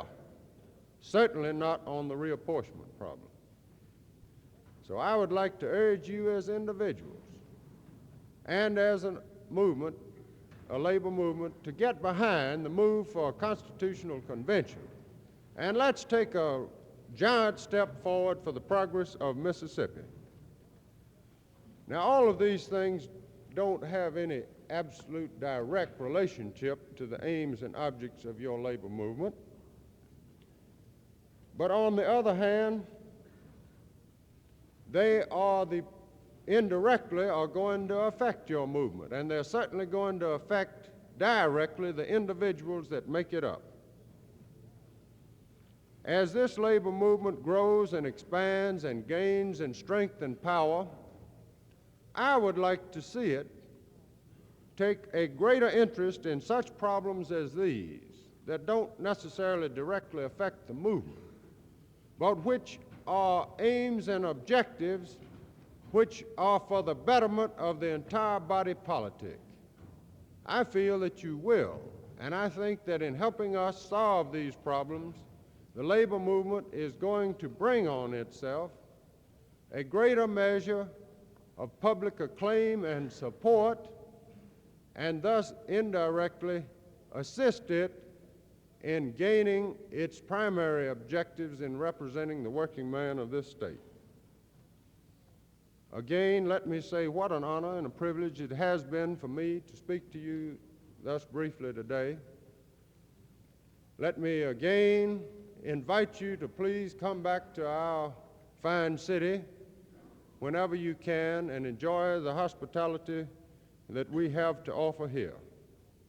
I look forward to seeing you again in the future, and may God bless you all.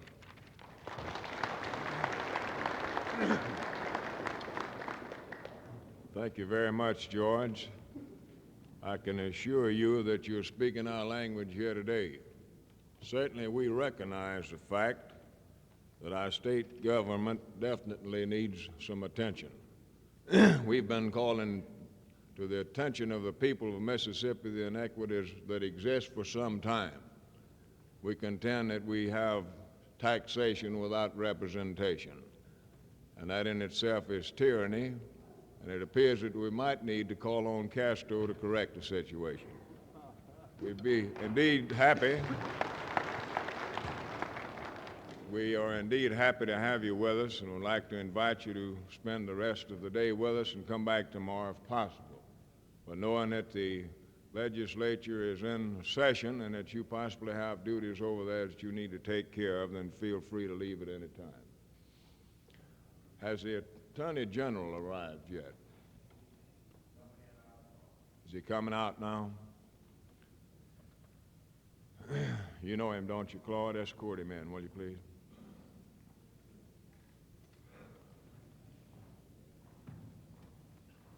While we are waiting on the Attorney General to come in, I've got a couple of committee appointments and a couple of changes that I'd like to call to your attention right now. On the Social Security Committee, we'll change J.E. Peterman to Mr. Wyndham, Brother Wyndham, of the same local union. He will also act as chairman of that committee. Brother Peterman was not able to arrive, and Wyndham is his alternate, therefore we'll make that change. I'd like to add Brother E.L. Smith of IATSC 674 to the Resolutions Committee.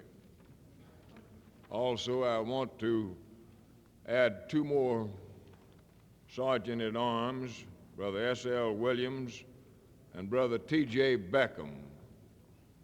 Will you please act as Sergeant-at-Arms as well? We didn't bring him up with you, right?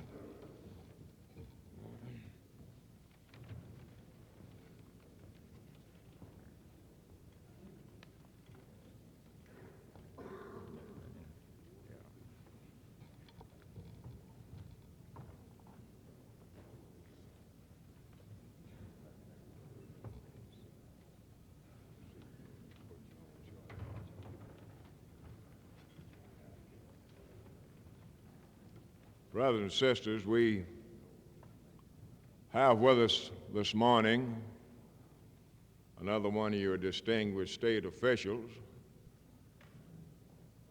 He is responsible for interpreting the laws of Mississippi. Feeling and knowing that you would be interested in the legal aspects of your situation, you're not in enough trouble already, we have felt that you'd be interested in hearing from your Attorney General.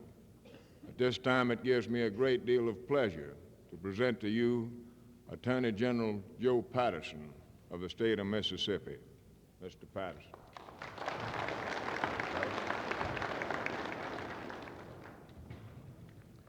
Mr. Ramsey, members of the Mississippi Labor Council, the AFL-CIO. Certainly it was a privilege to me when I received an invitation from Mr. Ramsey to appear on this program. And I want to say in the very beginning, of course, I do not appear here as an expert in the field of management or in the field of labor, and would not propose to. In fact, I've always been a little afraid of this title of expert anyhow. And therefore, I don't claim to qualify as an expert in anybody's field.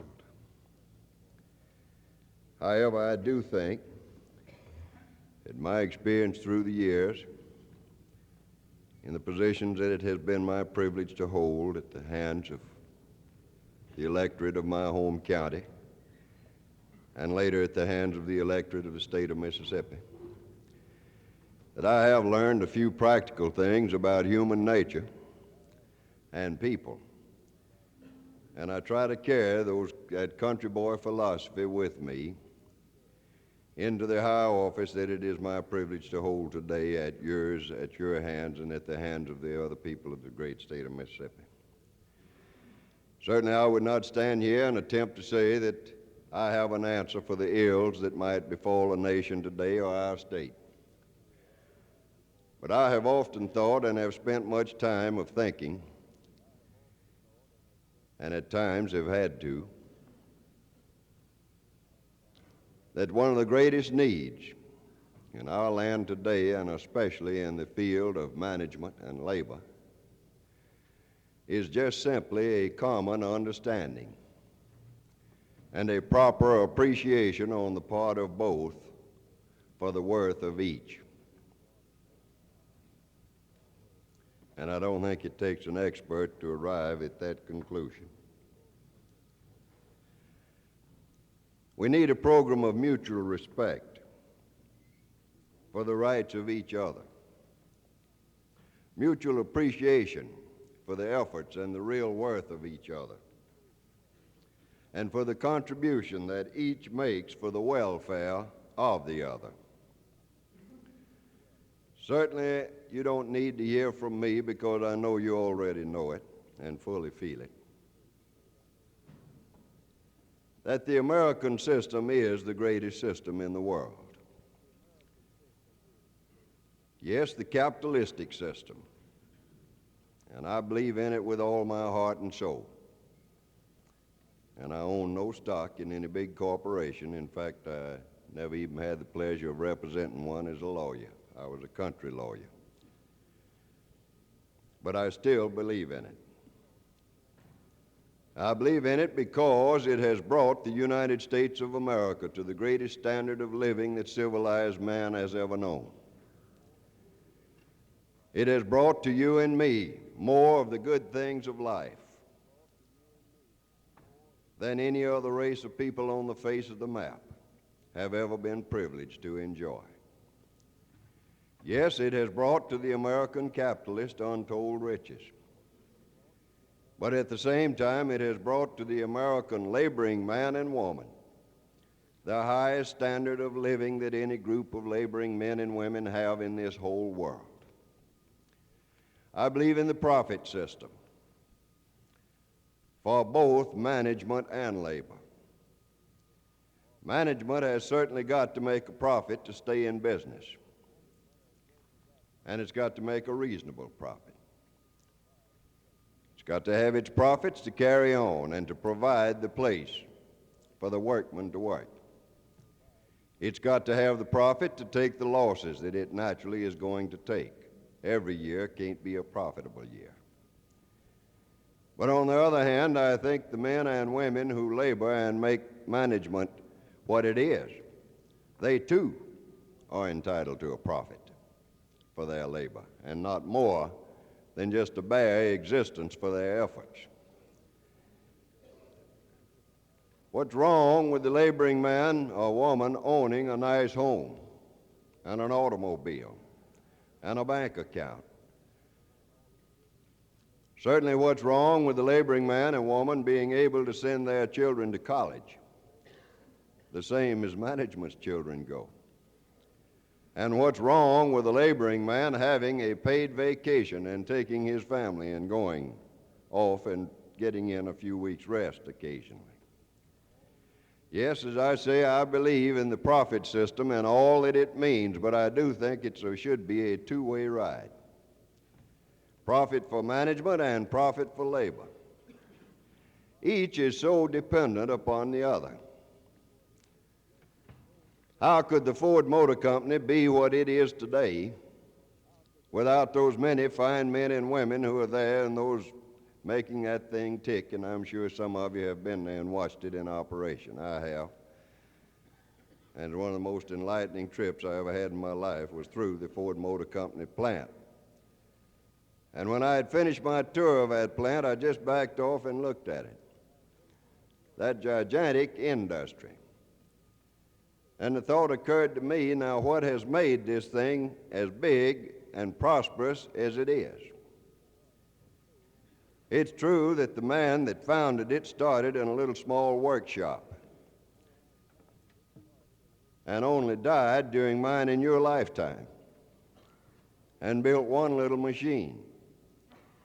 But he conceived the idea of mass production, and in order to put mass production into operation, what did he had to have? He had to have fine workmen to help him put mass production in motion. And when mass production, of course, was followed by mass sales and mass profits. But then who could it be said was most responsible for it?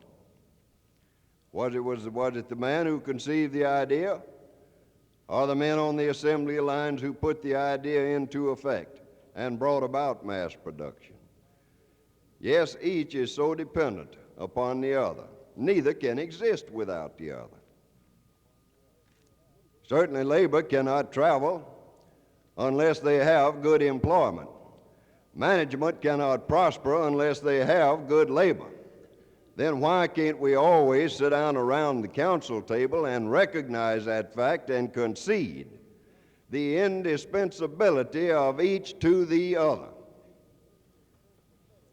I have no patience with that so-called management expert who goes out and takes the position and would lead people to believe that the union in this plant, or the leaders of the laboring men and women in this plant, or that organized labor as a whole, is management's mortal enemy. It's one of the most valuable assets that management has. And on the other hand, I have just as little patience with that labor leader who would go out and seek to lead the laboring man and woman that management is your mortal enemy, because they're not. As I say, each, as I see it, is wholly dependent upon the other. Neither can succeed without the other. Therefore, each being wholly dependent upon the other, then why should either one seek to destroy the other? Certainly, if we are to go out and destroy management and destroy capital, then we destroy the very system that's made us great, and God forbid the day will ever come in America when we all are just tools and pawns of a ruthless government. On the other hand, why should management seek to destroy labor? Because when labor quits and walks out, management is paralyzed, and of course they know it. Therefore, each is so dependent upon the other. Why can't we at all times, and rather than have strife and confusion that we see exist at times, why can't good men sit down and recognize the worth of each to the other and proceed from there, and each concede to the other the right to exist, each concede to the other that which is rightly and justly his, and not have this strife and confusion that we find ourselves confronted with so often. I know, and of course you're not unmindful of the fact, that quite often so-called national leaders on the national level, seek to be the spokesman for all labor. And sometimes, in so doing, there are those who are prone to take what they say and their position as being the position of every man and woman who might happen to belong to that organization, and therefore back up and want to condemn them all for just what one or two have said. And of course, that certainly is an improper approach.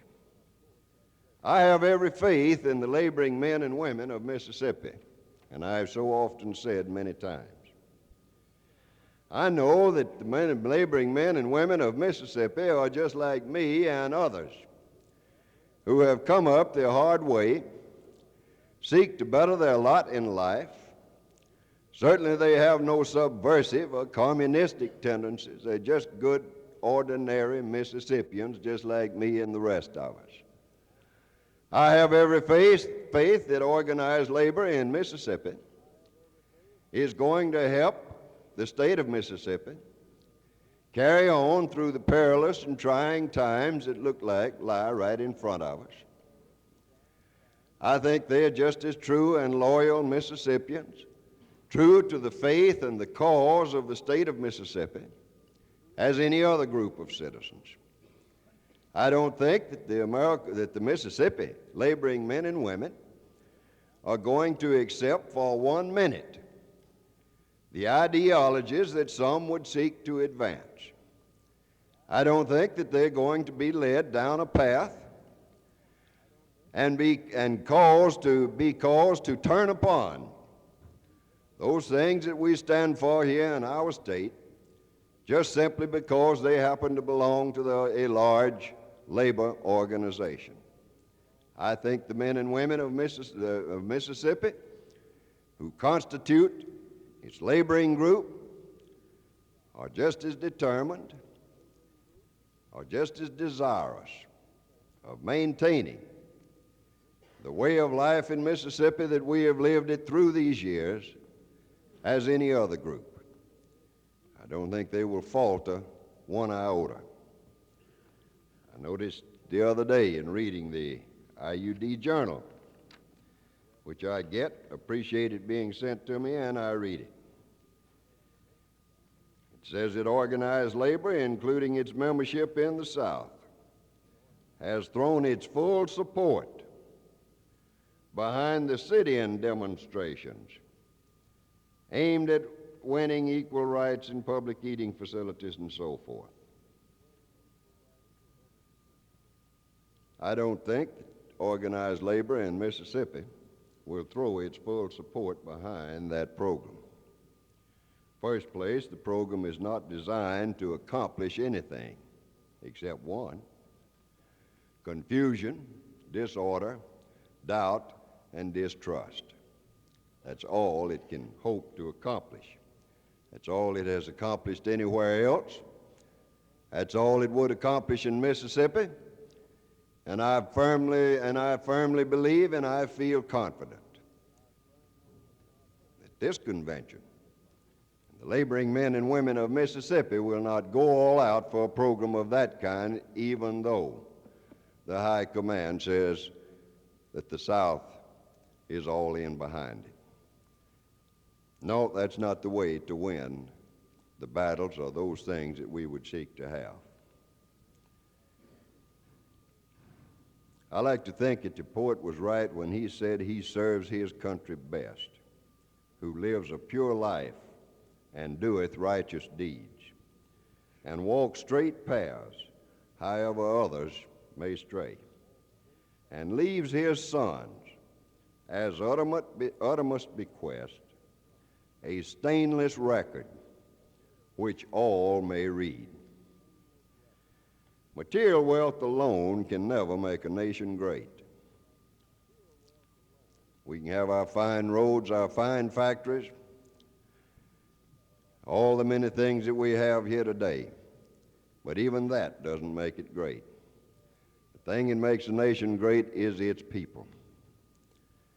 We can have the finest implements of war, and we do have our jet planes and our missiles and all the other things, push-button war as they call it. All of those things, material, but without one thing, they're nothing but cold steel sitting still and not worth a nickel. And what is it? The jet plane is worthless and nothing but, as I say, cold steel sitting on the ground except for one thing. It takes a courageous American boy to get in there and make it worthwhile. And in all of our technological advances, in science and otherwise, all of the developments, there's only one place that a great American boy can be developed. And of course we know where that is. It's at the family fireside of an American family who have taught that boy love of country, pride of family, pride of heritage, faith in God, and faith in his fellow man, and a willingness to go out and fight for a cause that he thinks is right. There is America's greatest asset. It's Mississippi's greatest asset. It is a people who have an abiding faith in God and a love of humanity. People with indomitable courage to do that which is right and just. People who are willing to face the future unafraid. People who are willing to make a personal sacrifice for the common good. That is what makes a nation great. That is what has made Mississippi great. That is going to continue to make Mississippi a greater state in which to live. And the laboring men and women of Mississippi, I know, are going to contribute more than their fair share toward bringing that to be. Thank you so much for your kind attention.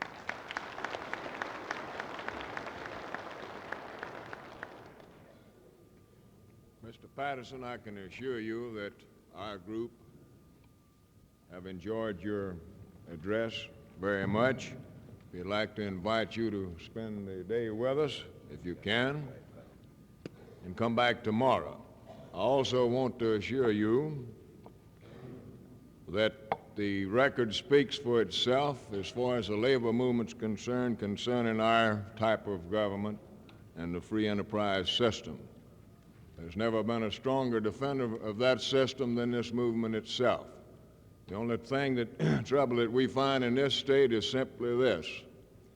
The vested interests don't exactly see the situation as we do. They're not satisfied with giving us our share of the cake. They want that too. Thank you very much for being with us. At this time, we have an old friend of ours who hardly needs an introduction to you, but I recognize the fact that there are some people here that possibly do not recognize the young man. And it gives me a great deal of pleasure at this time to present to you Brother Dan Powell, Director of Political Action Committee of the, I'll have to get your title correct, of the which? Of the South. Brother Powell.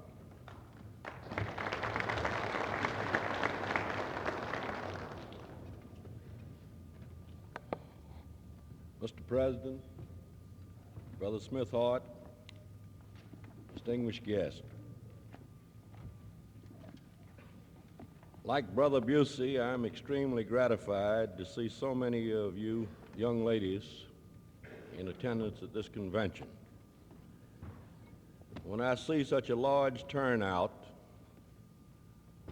of ladies in the trade union movement, participating in the trade union movement, I know that organized labor is in good shape. No pun intended on the word shape. I'm reminded of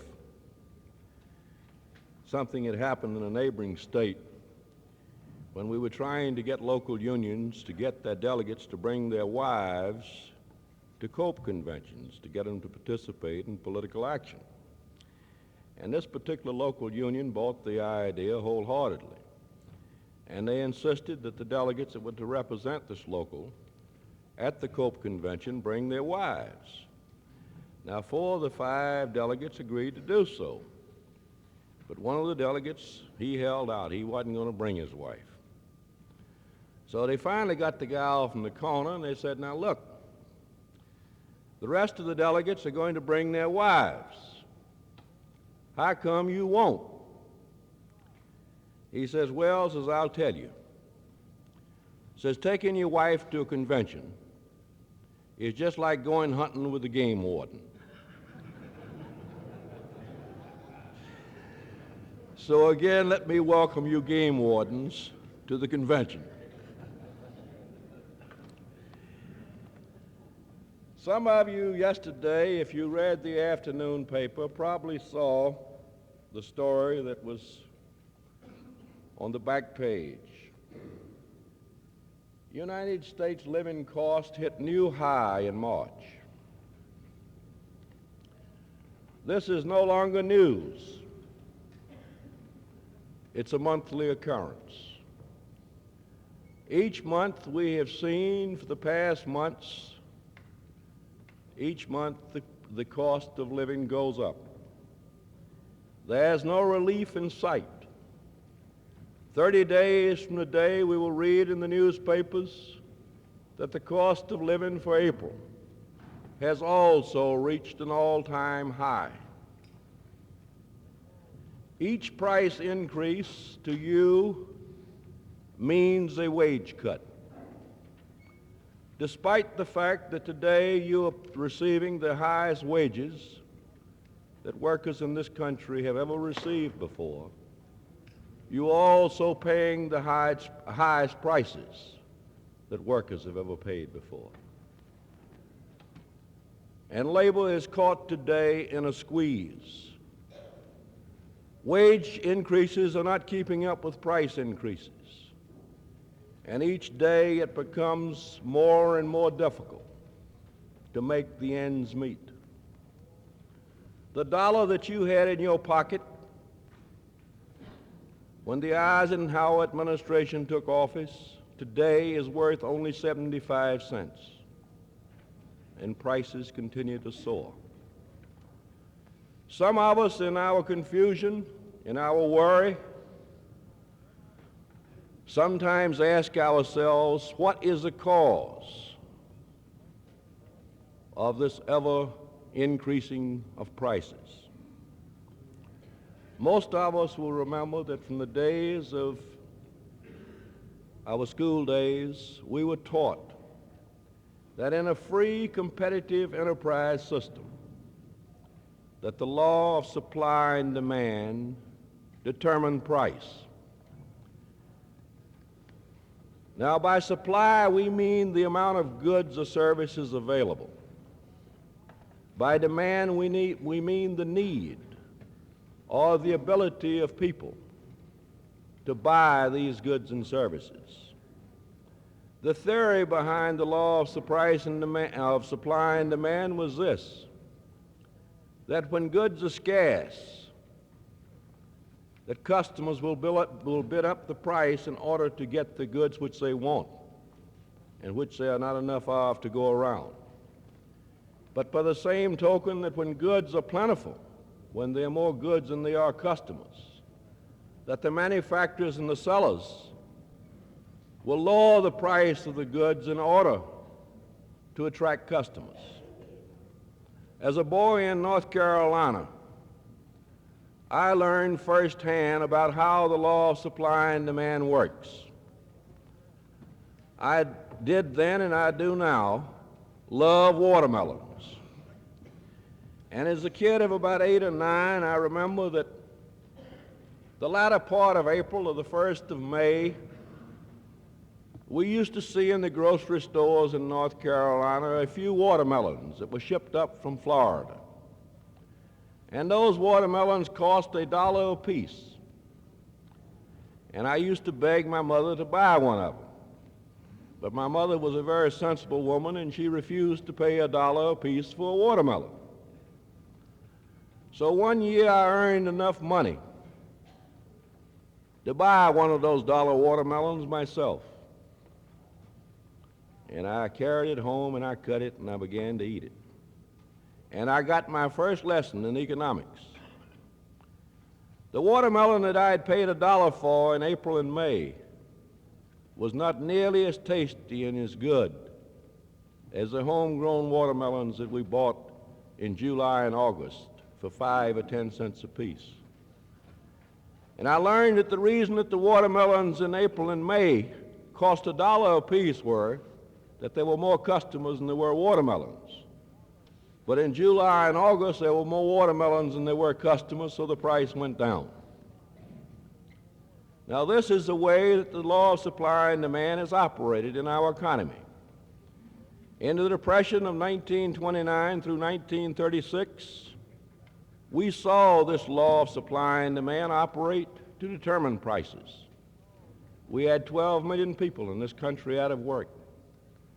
We had more goods and services than people could buy, and prices went down. A pack of cigarettes that today you pay 30 cents for, in 1933 you could buy for a dime a pack. As conditions got better, prices began to climb.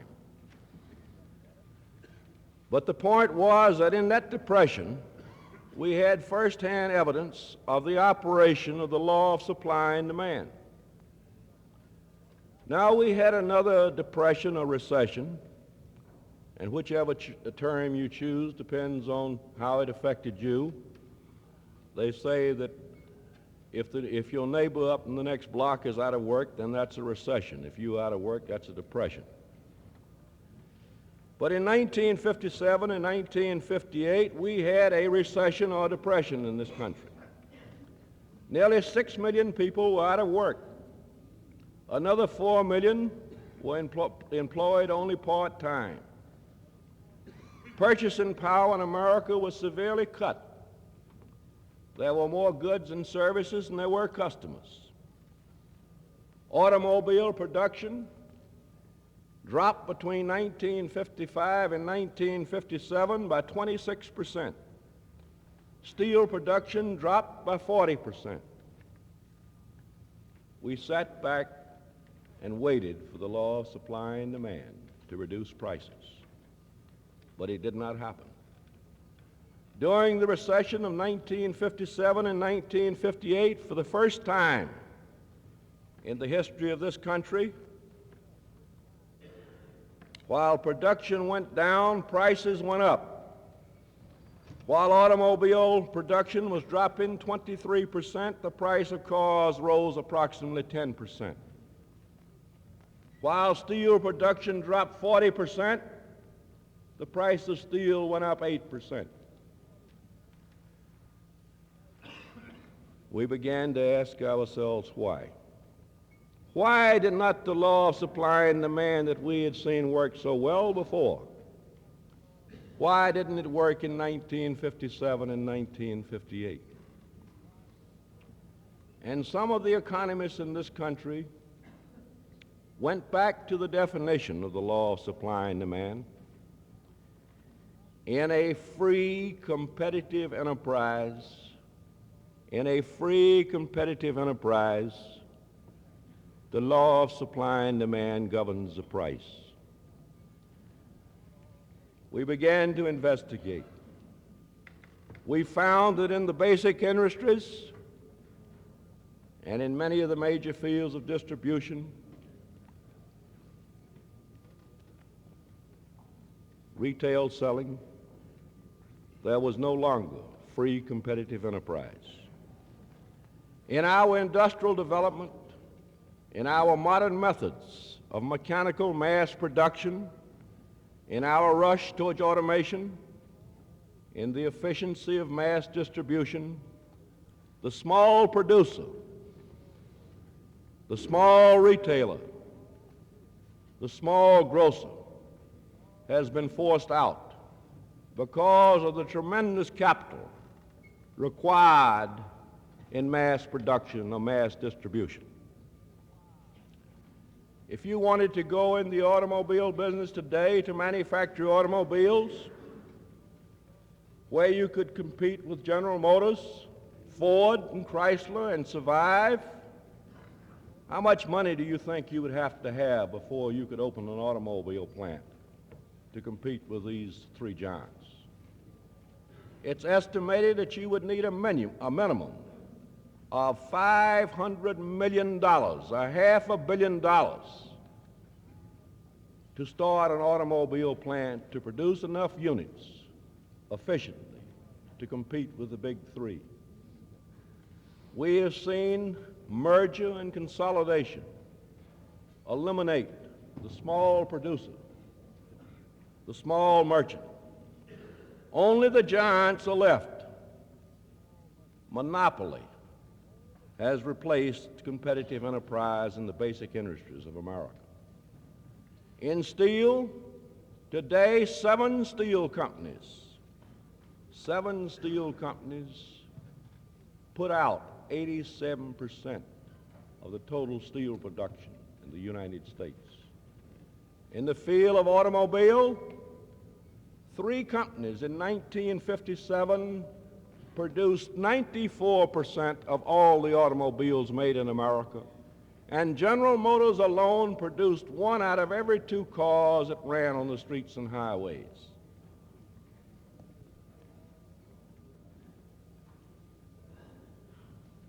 Now we've found that when monopoly replaces free competitive enterprise, that those few that control the field, they don't compete.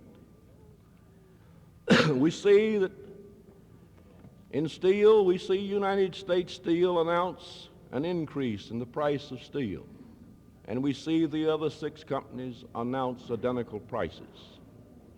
The Kefauver Committee, in investigating the monopoly in the automobile field, found that in the factory price of a Chevrolet or a Ford or a Plymouth, in the factory price of that car to the dealer, the same car with the same equipment between the 3 firms, there was a difference of less than $1.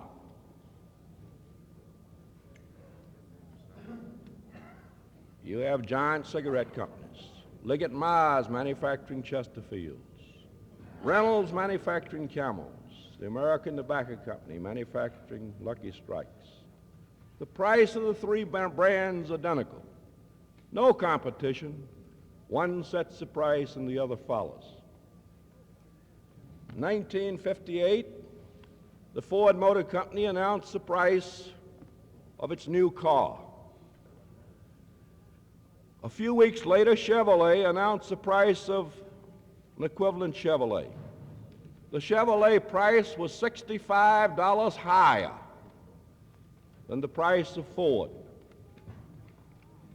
Within 6 weeks, Ford had raised its price up to where it was identical with that of Chevrolet.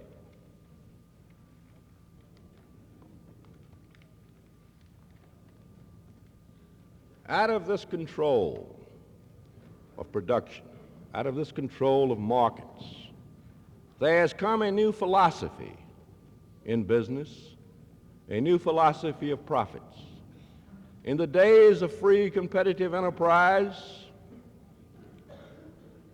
it used to be that in order to increase your profits, you lowered your price to increase your sales, and by increasing your volume of sales, you increased your total profits. Today, that philosophy of profits has been replaced by a newer concept, and that concept is a way to increase profits is to raise prices. As an example of how this works, let's suppose that a few of us here today are producing an automobile in a tube.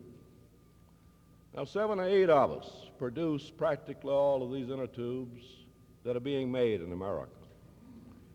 And let's say, for the sake of this illustration, that this inner tube sells for $5. Of the selling price of $5, we have a net profit out of the manufacture of this inner tube of $1. That means for every 10 inner tubes that we sell at a net profit of $1 each, we will make a total profit of $10. Is that correct? Now let's suppose that we go into a recession or depression, and our market for this inner tube drops. So instead of selling 10 inner tubes as we have been selling, we now only sell 8. Consequently, our total profits would drop from $10 to $8 because 8 inner tubes at $1 profit on each inner tube would only be $8. So what do? If we increase the price of that inner tube by 5%, We now make the inner tube sell for $5.25 each, and it gives us a net profit of $1.25. And if we sell 8 with a net profit of $1.25 each, we've made a total of $10, the same profit that we were making before by selling 10. But let's suppose that we want more profit, despite the fact that production has gone down, that sales have dropped. And instead of increasing our price just 5%, we increase the price 10%. We make the inner tube sell for $5.50, and remember, we control the market, so we can set the price wherever we want it. We make it sell for $5.50. That means that we have a net profit in the inner tube now of $1.50 per inner tube. And the sale of 8 inner tubes at $1.50 net profit means $12 profit. So you see, by raising the price 10%, where we are selling now only 8 inner tubes against 10 before, we've increased our total profits from the sale of 8 from $10 to $12.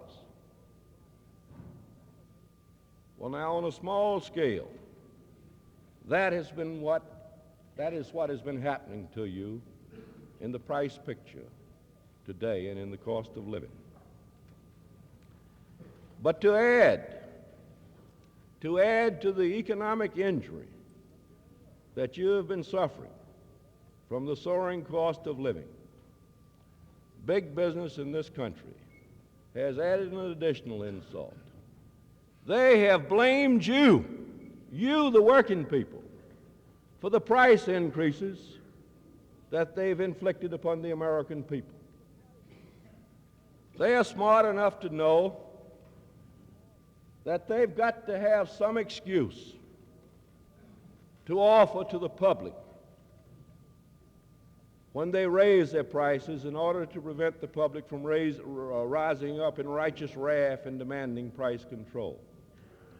So what do they tell you? They tell you, well, we had to raise our prices because labor got a wage increase.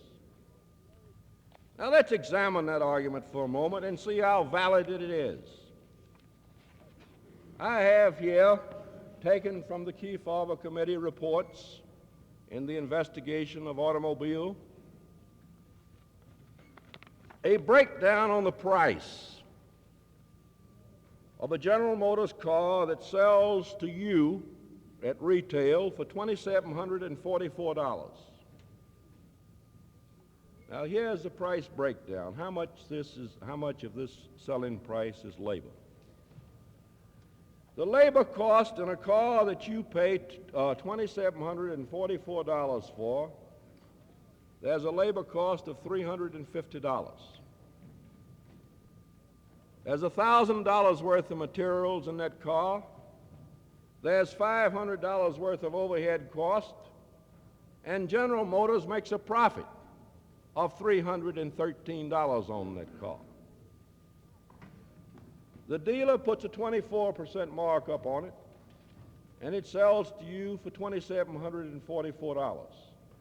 Remember again, there's $350 labor cost in the car, $313 profit to General Motors, and $531 profit to the dealer. Now, here's how their argument works. Let's suppose that Walter Reuther gets a wage increase for the United Automobile Workers of 10%. That raises the labor cost in that car, which was $350 before, it raises it $35. General Motors sold that car to the dealer before Walter Reuther got his wage increase for the workers. He sold the car to the dealer, General Motors sold the car to the dealer, for $2,213. But the labor cost, the labor's gotten a 10% wage increase. So General Motors says to the public, as they've said so many times in the past, we had to pay labor 10% more, so we're going to have to raise the price of the car 10%. Now 10% of of $2,213, which is the selling price to the dealer, 10% of that is $186. I beg your pardon. It's $221.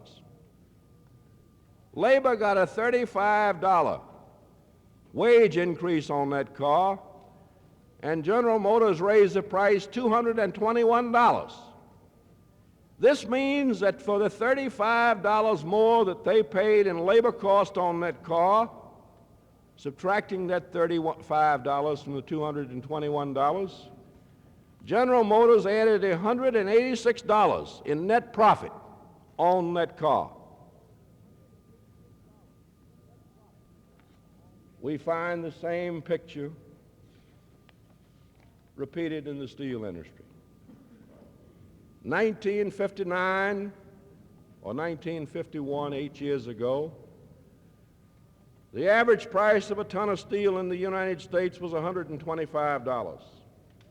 In 1959, 8 years later, the cost of a ton of steel, the price of a ton of steel rather, had risen $48 to $173.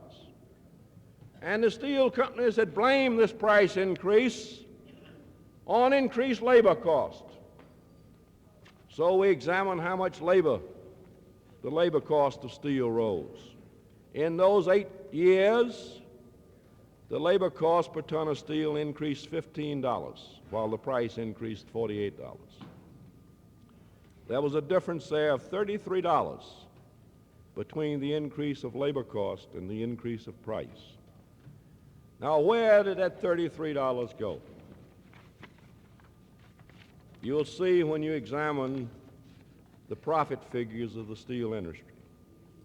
In 1951, the United States Steel Corporation, the biggest steel corporation in the world, made a net profit on a ton of steel of $7.48. 8 years later, the same corporation, 1959, made a profit of $18.88 a ton net. This was a profit increase of $11.40 per ton in net profits in 8 years, on an increase of 152%. And they blamed it on labor.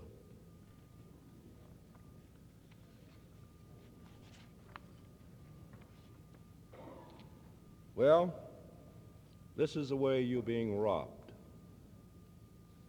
in the ever-increasing prices. The statistics that I've quoted here for you, quoted today, are not the statistics of the AFL-CIO. These are the statistics that were taken out of the Kefauver Committee hearings on steel and on automobile. Every one of the figures that I've given you can be found in these two books, reports of the committee hearings. In 1959 in America, the net profits of big business reached an all-time high of $16.5 billion after taxes. Now, this was a return of nearly 11% on every dollar that they had invested. How would you like to be able to go down and put your money in the bank and draw 11% interest on it? Wouldn't it be nice? Now, if you think that the profits of the industrial giants was enormous, you haven't seen anything. The drug industry, their profits were 3 1/3 times greater than that of all the rest of American industry. And these are some of the facts that the Kefauver Committee hearings on the pharmaceutical industry brought out. The Schering Corporation, one of the largest drug producers in this country, manufactures a product used in the treatment of arthritis called Patterson. Now, it costs the Schering Company $2.40 to produce 1,000 of these tablets. $2.40 to manufacture 1,000 of these tablets for the treatment of arthritis. Yet they sell these tablets to the druggist for $170 per 1,000. Their production cost was $2.40, and they sell them to the druggist for $170 a 1,000, and God knows what you pay when you buy them if you've got arthritis. The Upjohn Company, another one of the drug giants, did not manufacture, but they bought female sex hormones. And they bought these hormones for 14 cents a gram. And they repackaged them, put them up in their own package. And after repackaging them, the thing that they had bought for 14 cents a gram, they sold to the druggist for $15 a gram, or a markup of 10,000%. A popular brand of tranquilizer pills, Milltowns. The sort of treatment to patients that have been in mental hospitals or people who have hypertension, highly nervous condition, have to take. These tranquilizer pills, if you were fortunate enough to live in the country of Argentina, and you went down and bought in an Argentina drugstore a pill that was manufactured in this country, in the United States, you would pay 46 cents for 50 pills. Shipped down from the United States, duty paid on them, and sold in an Argentine drugstore for 46 cents for 50 pills. But if you go to the drugstore in the city which those pills are manufactured in the United States and buy them, you pay $4.85 for the same 50 pills that the Argentina pays 46 cents for. Because you're unfortunate enough to live in the United States where these pills are manufactured, they penalize you by 1,000% greater price. As the Kefauver Committee brought out and exposed for the American public the robbery that was going on, the drug companies held up their hands and they said, "Oh, we know our prices are a little high, but remember, research is expensive, and we've got to do all this research to develop these drugs, to cure these human ailments. So therefore, we have to make 7,000 and 10,000% profit." Well, you may buy that argument if you don't stop to think about it. But let's take the case of the Salk vaccine for polio that was recently discovered.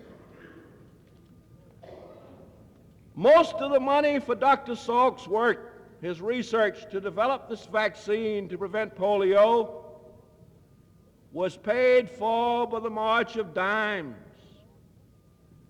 supported by your contributions.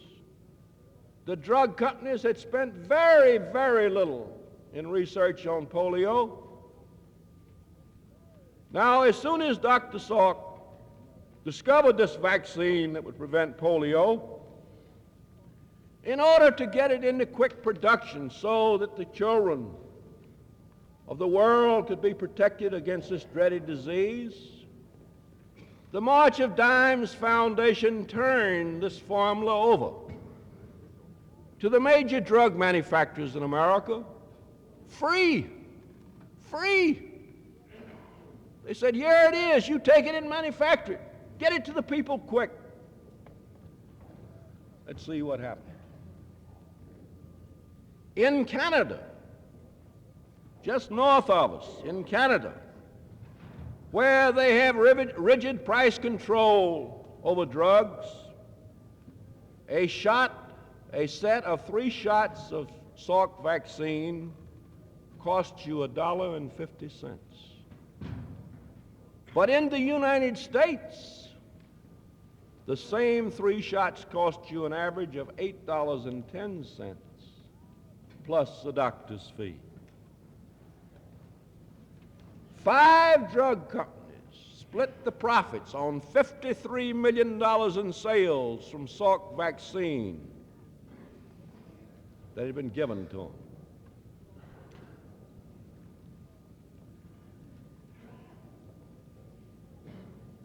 The Kefauver Committee, for the first time, has exposed what is happening to your cost of living, why prices are going up, how you're being robbed on the drugs that you have to buy. As a result of the Kefauver Committee hearings, there's a great demand over America today for legislation to control these monopolies and to control prices. And big business is frightened by the prospects of no longer being able to charge all that the traffic will bear. Now, we would have had legislation probably by now, except that big business's political party, and I refer to the Republican Party, has invoked in the United States Senate today one of the rules of the Senate, which says that no committee shall conduct hearings while the Senate is in session except by unanimous consent. Senator Kefauver went before the Senate in order to complete his drug hearings so that the committee could introduce legislation to this Congress to control monopoly and prices. He went before the Senate and asked for unanimous consent to continue these drug hearings and get them out of the way and get this legislation before Congress. And the Republican minority leader, Senator Dirksen of Illinois, voted against allowing the drug hearings to continue while the Senate was in session, and thereby they had to be dropped. Now, what does this mean? It means simply this: that we will or we will not in America in 1961 have legislation to control the cost of living and the monopoly control and the price fixing that's been going on. We will or we will not have that legislation. Now, what's going to decide whether or not we have that legislation? It is going to be the election of 1960. The party of big business, the party of General Motors, the party of United States Steel, the party of Upjohn Medical Corporation, drug house, is the Republican Party. Every piece of evidence points to the fact that big business has consistently supported the Republican Party. It's reliably estimated that General Motors in 1952 spent more than $50 million to bring about the nomination and the election of General Eisenhower. Now, the candidate of big business, the candidate of U.S. Steel, of General Motors, of Upjohn and Company, of Sharing Corporation, is their fair-headed boy, Richard Nixon. They know that if they are successful in electing a President of the United States in 1960, that even if the Congress of the United States, being Democratic, does pass a price control law or an anti-monopoly act, that Dickie Nixon will veto it for them. And they know that they will have the votes to sustain the veto. Now, we've seen that method operate. We've seen legislation in the past 2 years that the American people need and want, passed by a Democratic Congress and vetoed by a Republican president. And they are going to keep that same sort of operation if they can get Dickie Nixon elected. Now, the Republican Party is not a national party. It is a sectional party. In order to elect Nixon, the Republican leaders figure that they have got to split the South away from the Democratic Party. And that's what they've set out to do. Now, they're not fools enough to tell you that the reason they want Nixon elected is so that they can go ahead making the enormous profits, continually raising the increase, or continually raising the cost of living to you. They're not going to tell you that. They're too smart for that. They're going to try to fool you. They are pouring money into every southern state today. The Republican Party and big business is pouring money in every southern state to finance what they call a states' rights movement. This states' rights movement is not talking to you about the cost of living. They are talking to you about some vague something that they call states' rights. The right to levy sales taxes, the right to control of a state to control labor unions. They are pulling up the old boogaboo that they've used so successfully down here before of the race issue. And they are telling you that the Democratic Party is going to have a platform that's completely unacceptable to the South on the race issue. They don't tell you that the platforms of both parties will be almost identical on the race issue. But they're trying to pull you out of the Democratic Party. They're trying to fool you. And if you look behind and see who is leading this fight, the states' rights movement to pull the South out of the Democratic Party, you'll find it's the same old gang that in 1936 tried to defeat Franklin Roosevelt. You'll find it's the same old gang that in 1948 tried to defeat Harry Truman. And you will find that the 1960 edition of this gang are the people in the state legislature and in this state administration that have wrecked workmen's compensation, that have given $18 million to the corporations in tax relief in this state, and authorized the cities to increase your sales tax. The same gang is trying to shackle you now with the right to work. Constitutional amendment. These are the leaders of the states' rights movement in Mississippi. And they come up with a plan. They're not honest enough to tell you that what we are really trying to do is vote the people of Mississippi and the votes of Mississippi for Tricky Dick Nixon, the Republican. They come up with this high-flown plan that the way for the South to gain power in this situation is to withhold our votes in the Electoral College and prevent either one of the major candidates from getting a majority.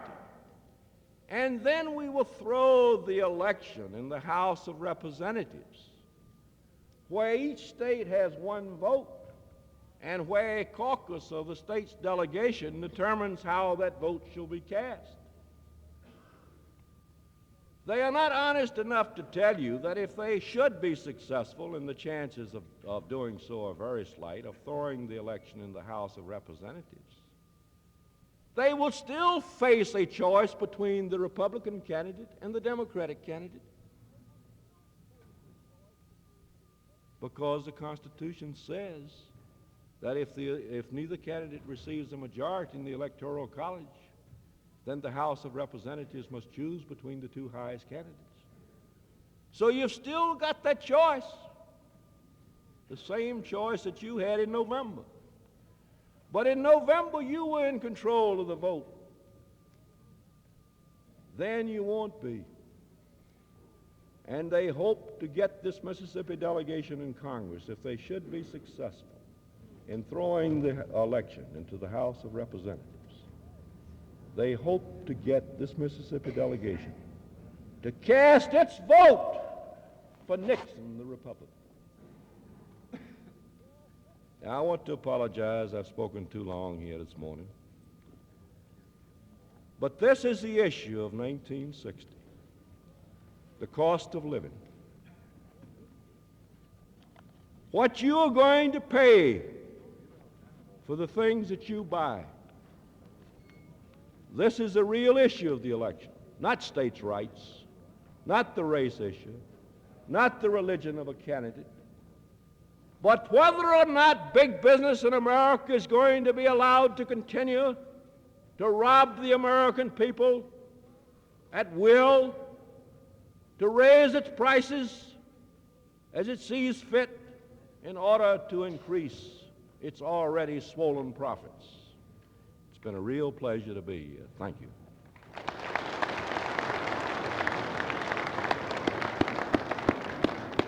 Thank you, Dan. We knew that we could depend on you for a wonderful address all the time. I am firmly convinced myself that the people within our movement have not been taken in by this proposition that you so ably referred to in regards to the election of Tricky Dicky. I don't believe that the people as a whole in the state of Mississippi shall be sucked in on it. And certainly you are absolutely right as to what their motives are. And again, I want to repeat, it'll be a sad day if it comes about. At this time, it gives me a great deal of pleasure to present to you your Secretary-Treasurer, who is the workhorse of your organization. He holds two jobs. He is our Secretary of your own organization and the Director of your Committee on Political Action, Brother Smithart. Before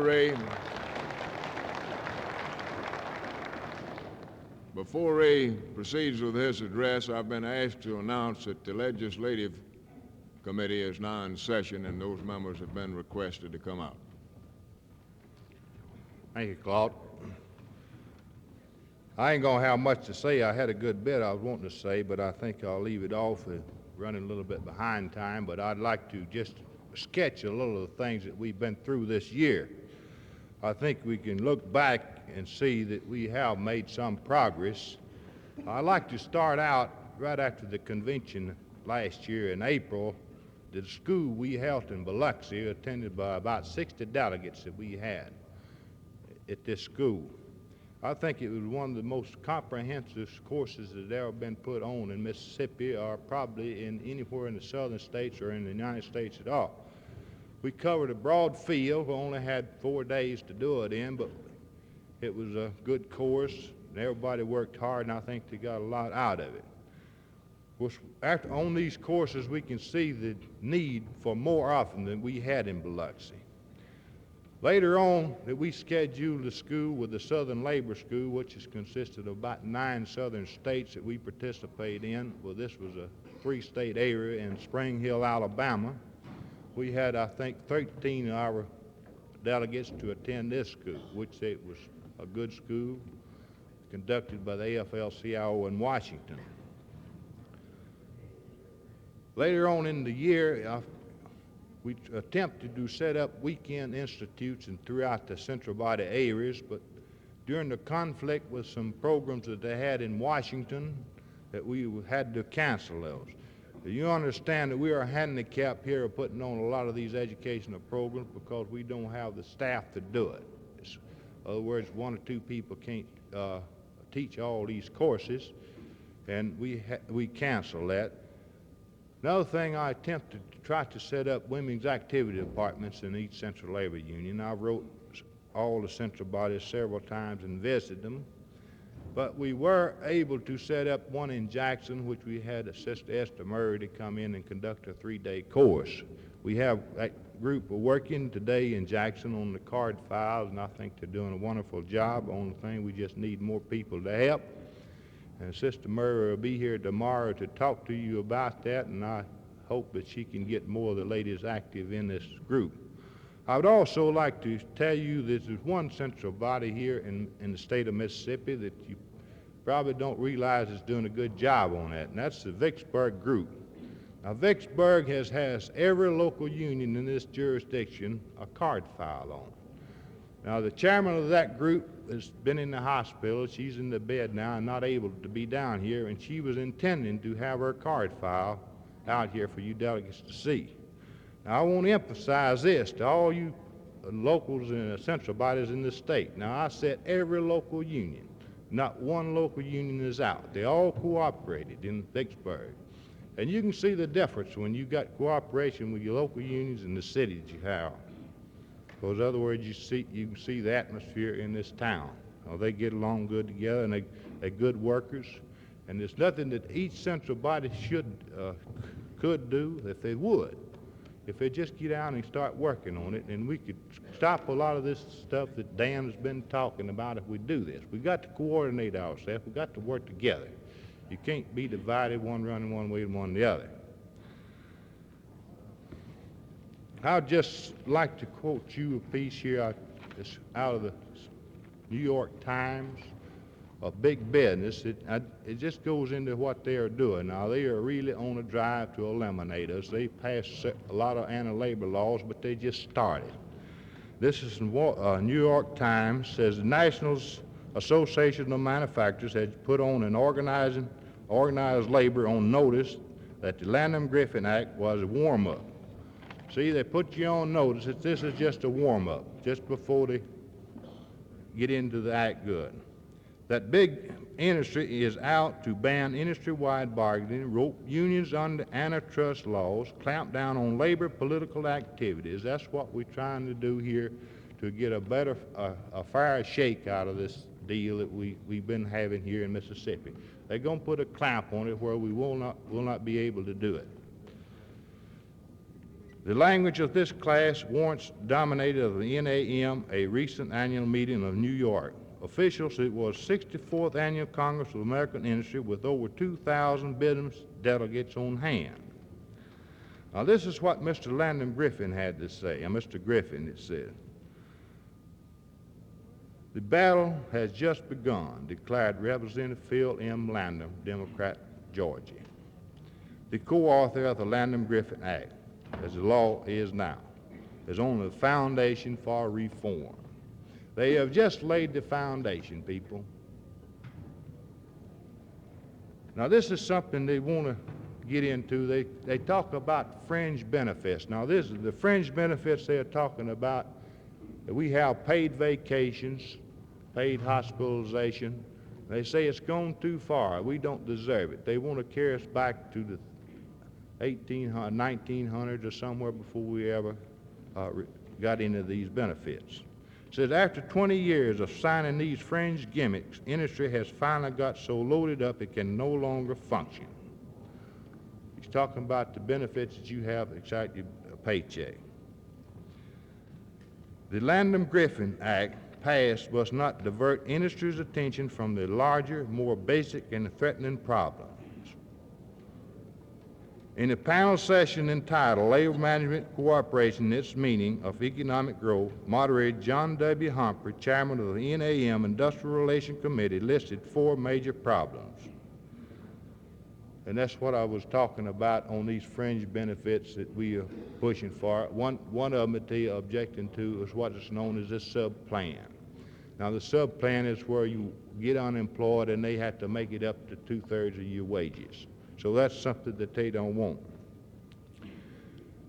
Without further ado of this, I'd like to call your attention, I don't believe it has been here, we have a table back here with all types of pamphlets on it. The voting records of our officials is on that table. I would like for each delegate to get those things and take them back to his local union and make them available to all the people they have in them so they will know what the score is.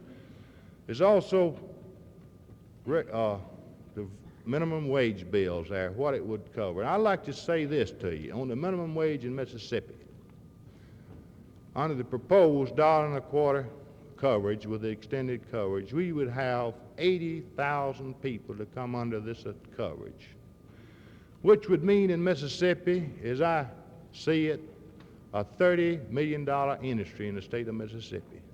If you had some plant was moving in with a payroll of $1 million, it'd make headlines for 2 or 3 days. But on the minimum wage question, where it would mean $30 million to the people in Mississippi, they don't even mention. Fact of business, they write editorials against it. I'd like to pick up that material back there and check it over. I know a lot of you people are interested in it. The Foreign bill, it's what Dan probably, he didn't touch on it, but it's on